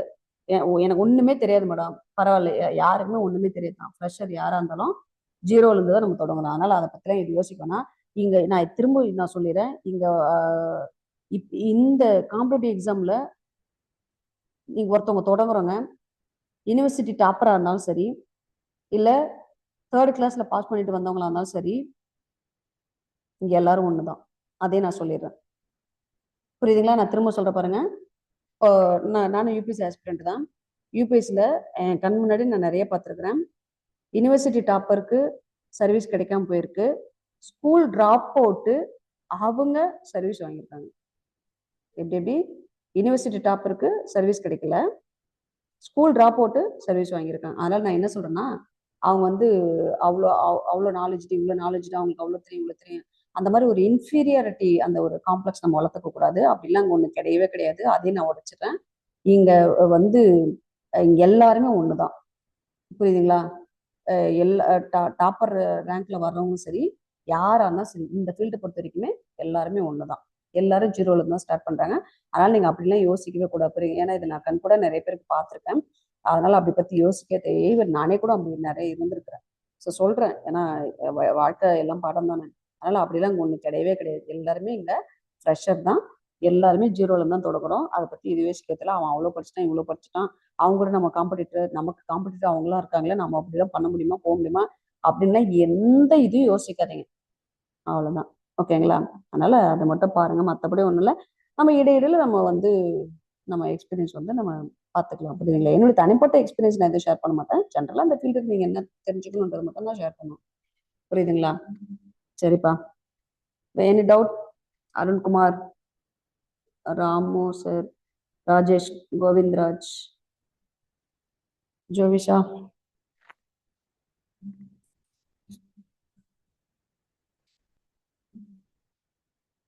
சொல்லுங்க சொல்லுங்க அருண், சொல்லுங்கப்பா.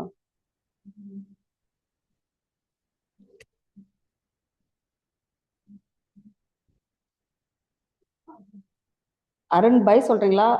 இல்ல வந்து டவுட் கேக்குறீங்களா? ஹேண்ட் ரைஸ் பண்றீங்களா? கேளுங்க, ஒன்றும் பிரச்சனை இல்லை. எது வந்தாலும் கேளுங்க தம்பி, அதெல்லாம் கேளுங்கப்பா. நோ டவுட் மேம், அதுக்காக தான் மேம். ஓ, நோ டவுட்னு சொன்னீங்களா? ஆமா மேம், செல்லு கொஞ்சம் ஹேங் ஆயிடுச்சு. சரி சரி சரி சரி, ஒன்றும் பிரச்சனை இல்லை, ஒன்றும் பிரச்சனை. சரிப்பா. சரி. ஆல் தி பெஸ்ட் எல்லாருக்கும். ஓகேங்களா? நம்ம தொடங்குறோம் இல்லையா, அதுக்காக ஒரு ஆல் தி பெஸ்ட், வேற ஒன்றும் இல்லை. மற்றபடி நம்ம பார்த்துக்கலாம். ஓகேங்களா? சரிப்பா. தேங்க்யூ. தேங்க்யூ எல்லாருக்கும். தேங்க்ஸ். மற்றபடி நம்ம கிளாஸ்ல பார்ப்போம் ரெகுலர். தேங்க்யூப்பா எல்லாருக்கும். தேங்க்யூ. தேங்க்யூ. தேங்க்யூமா. தேங்க்யூமா.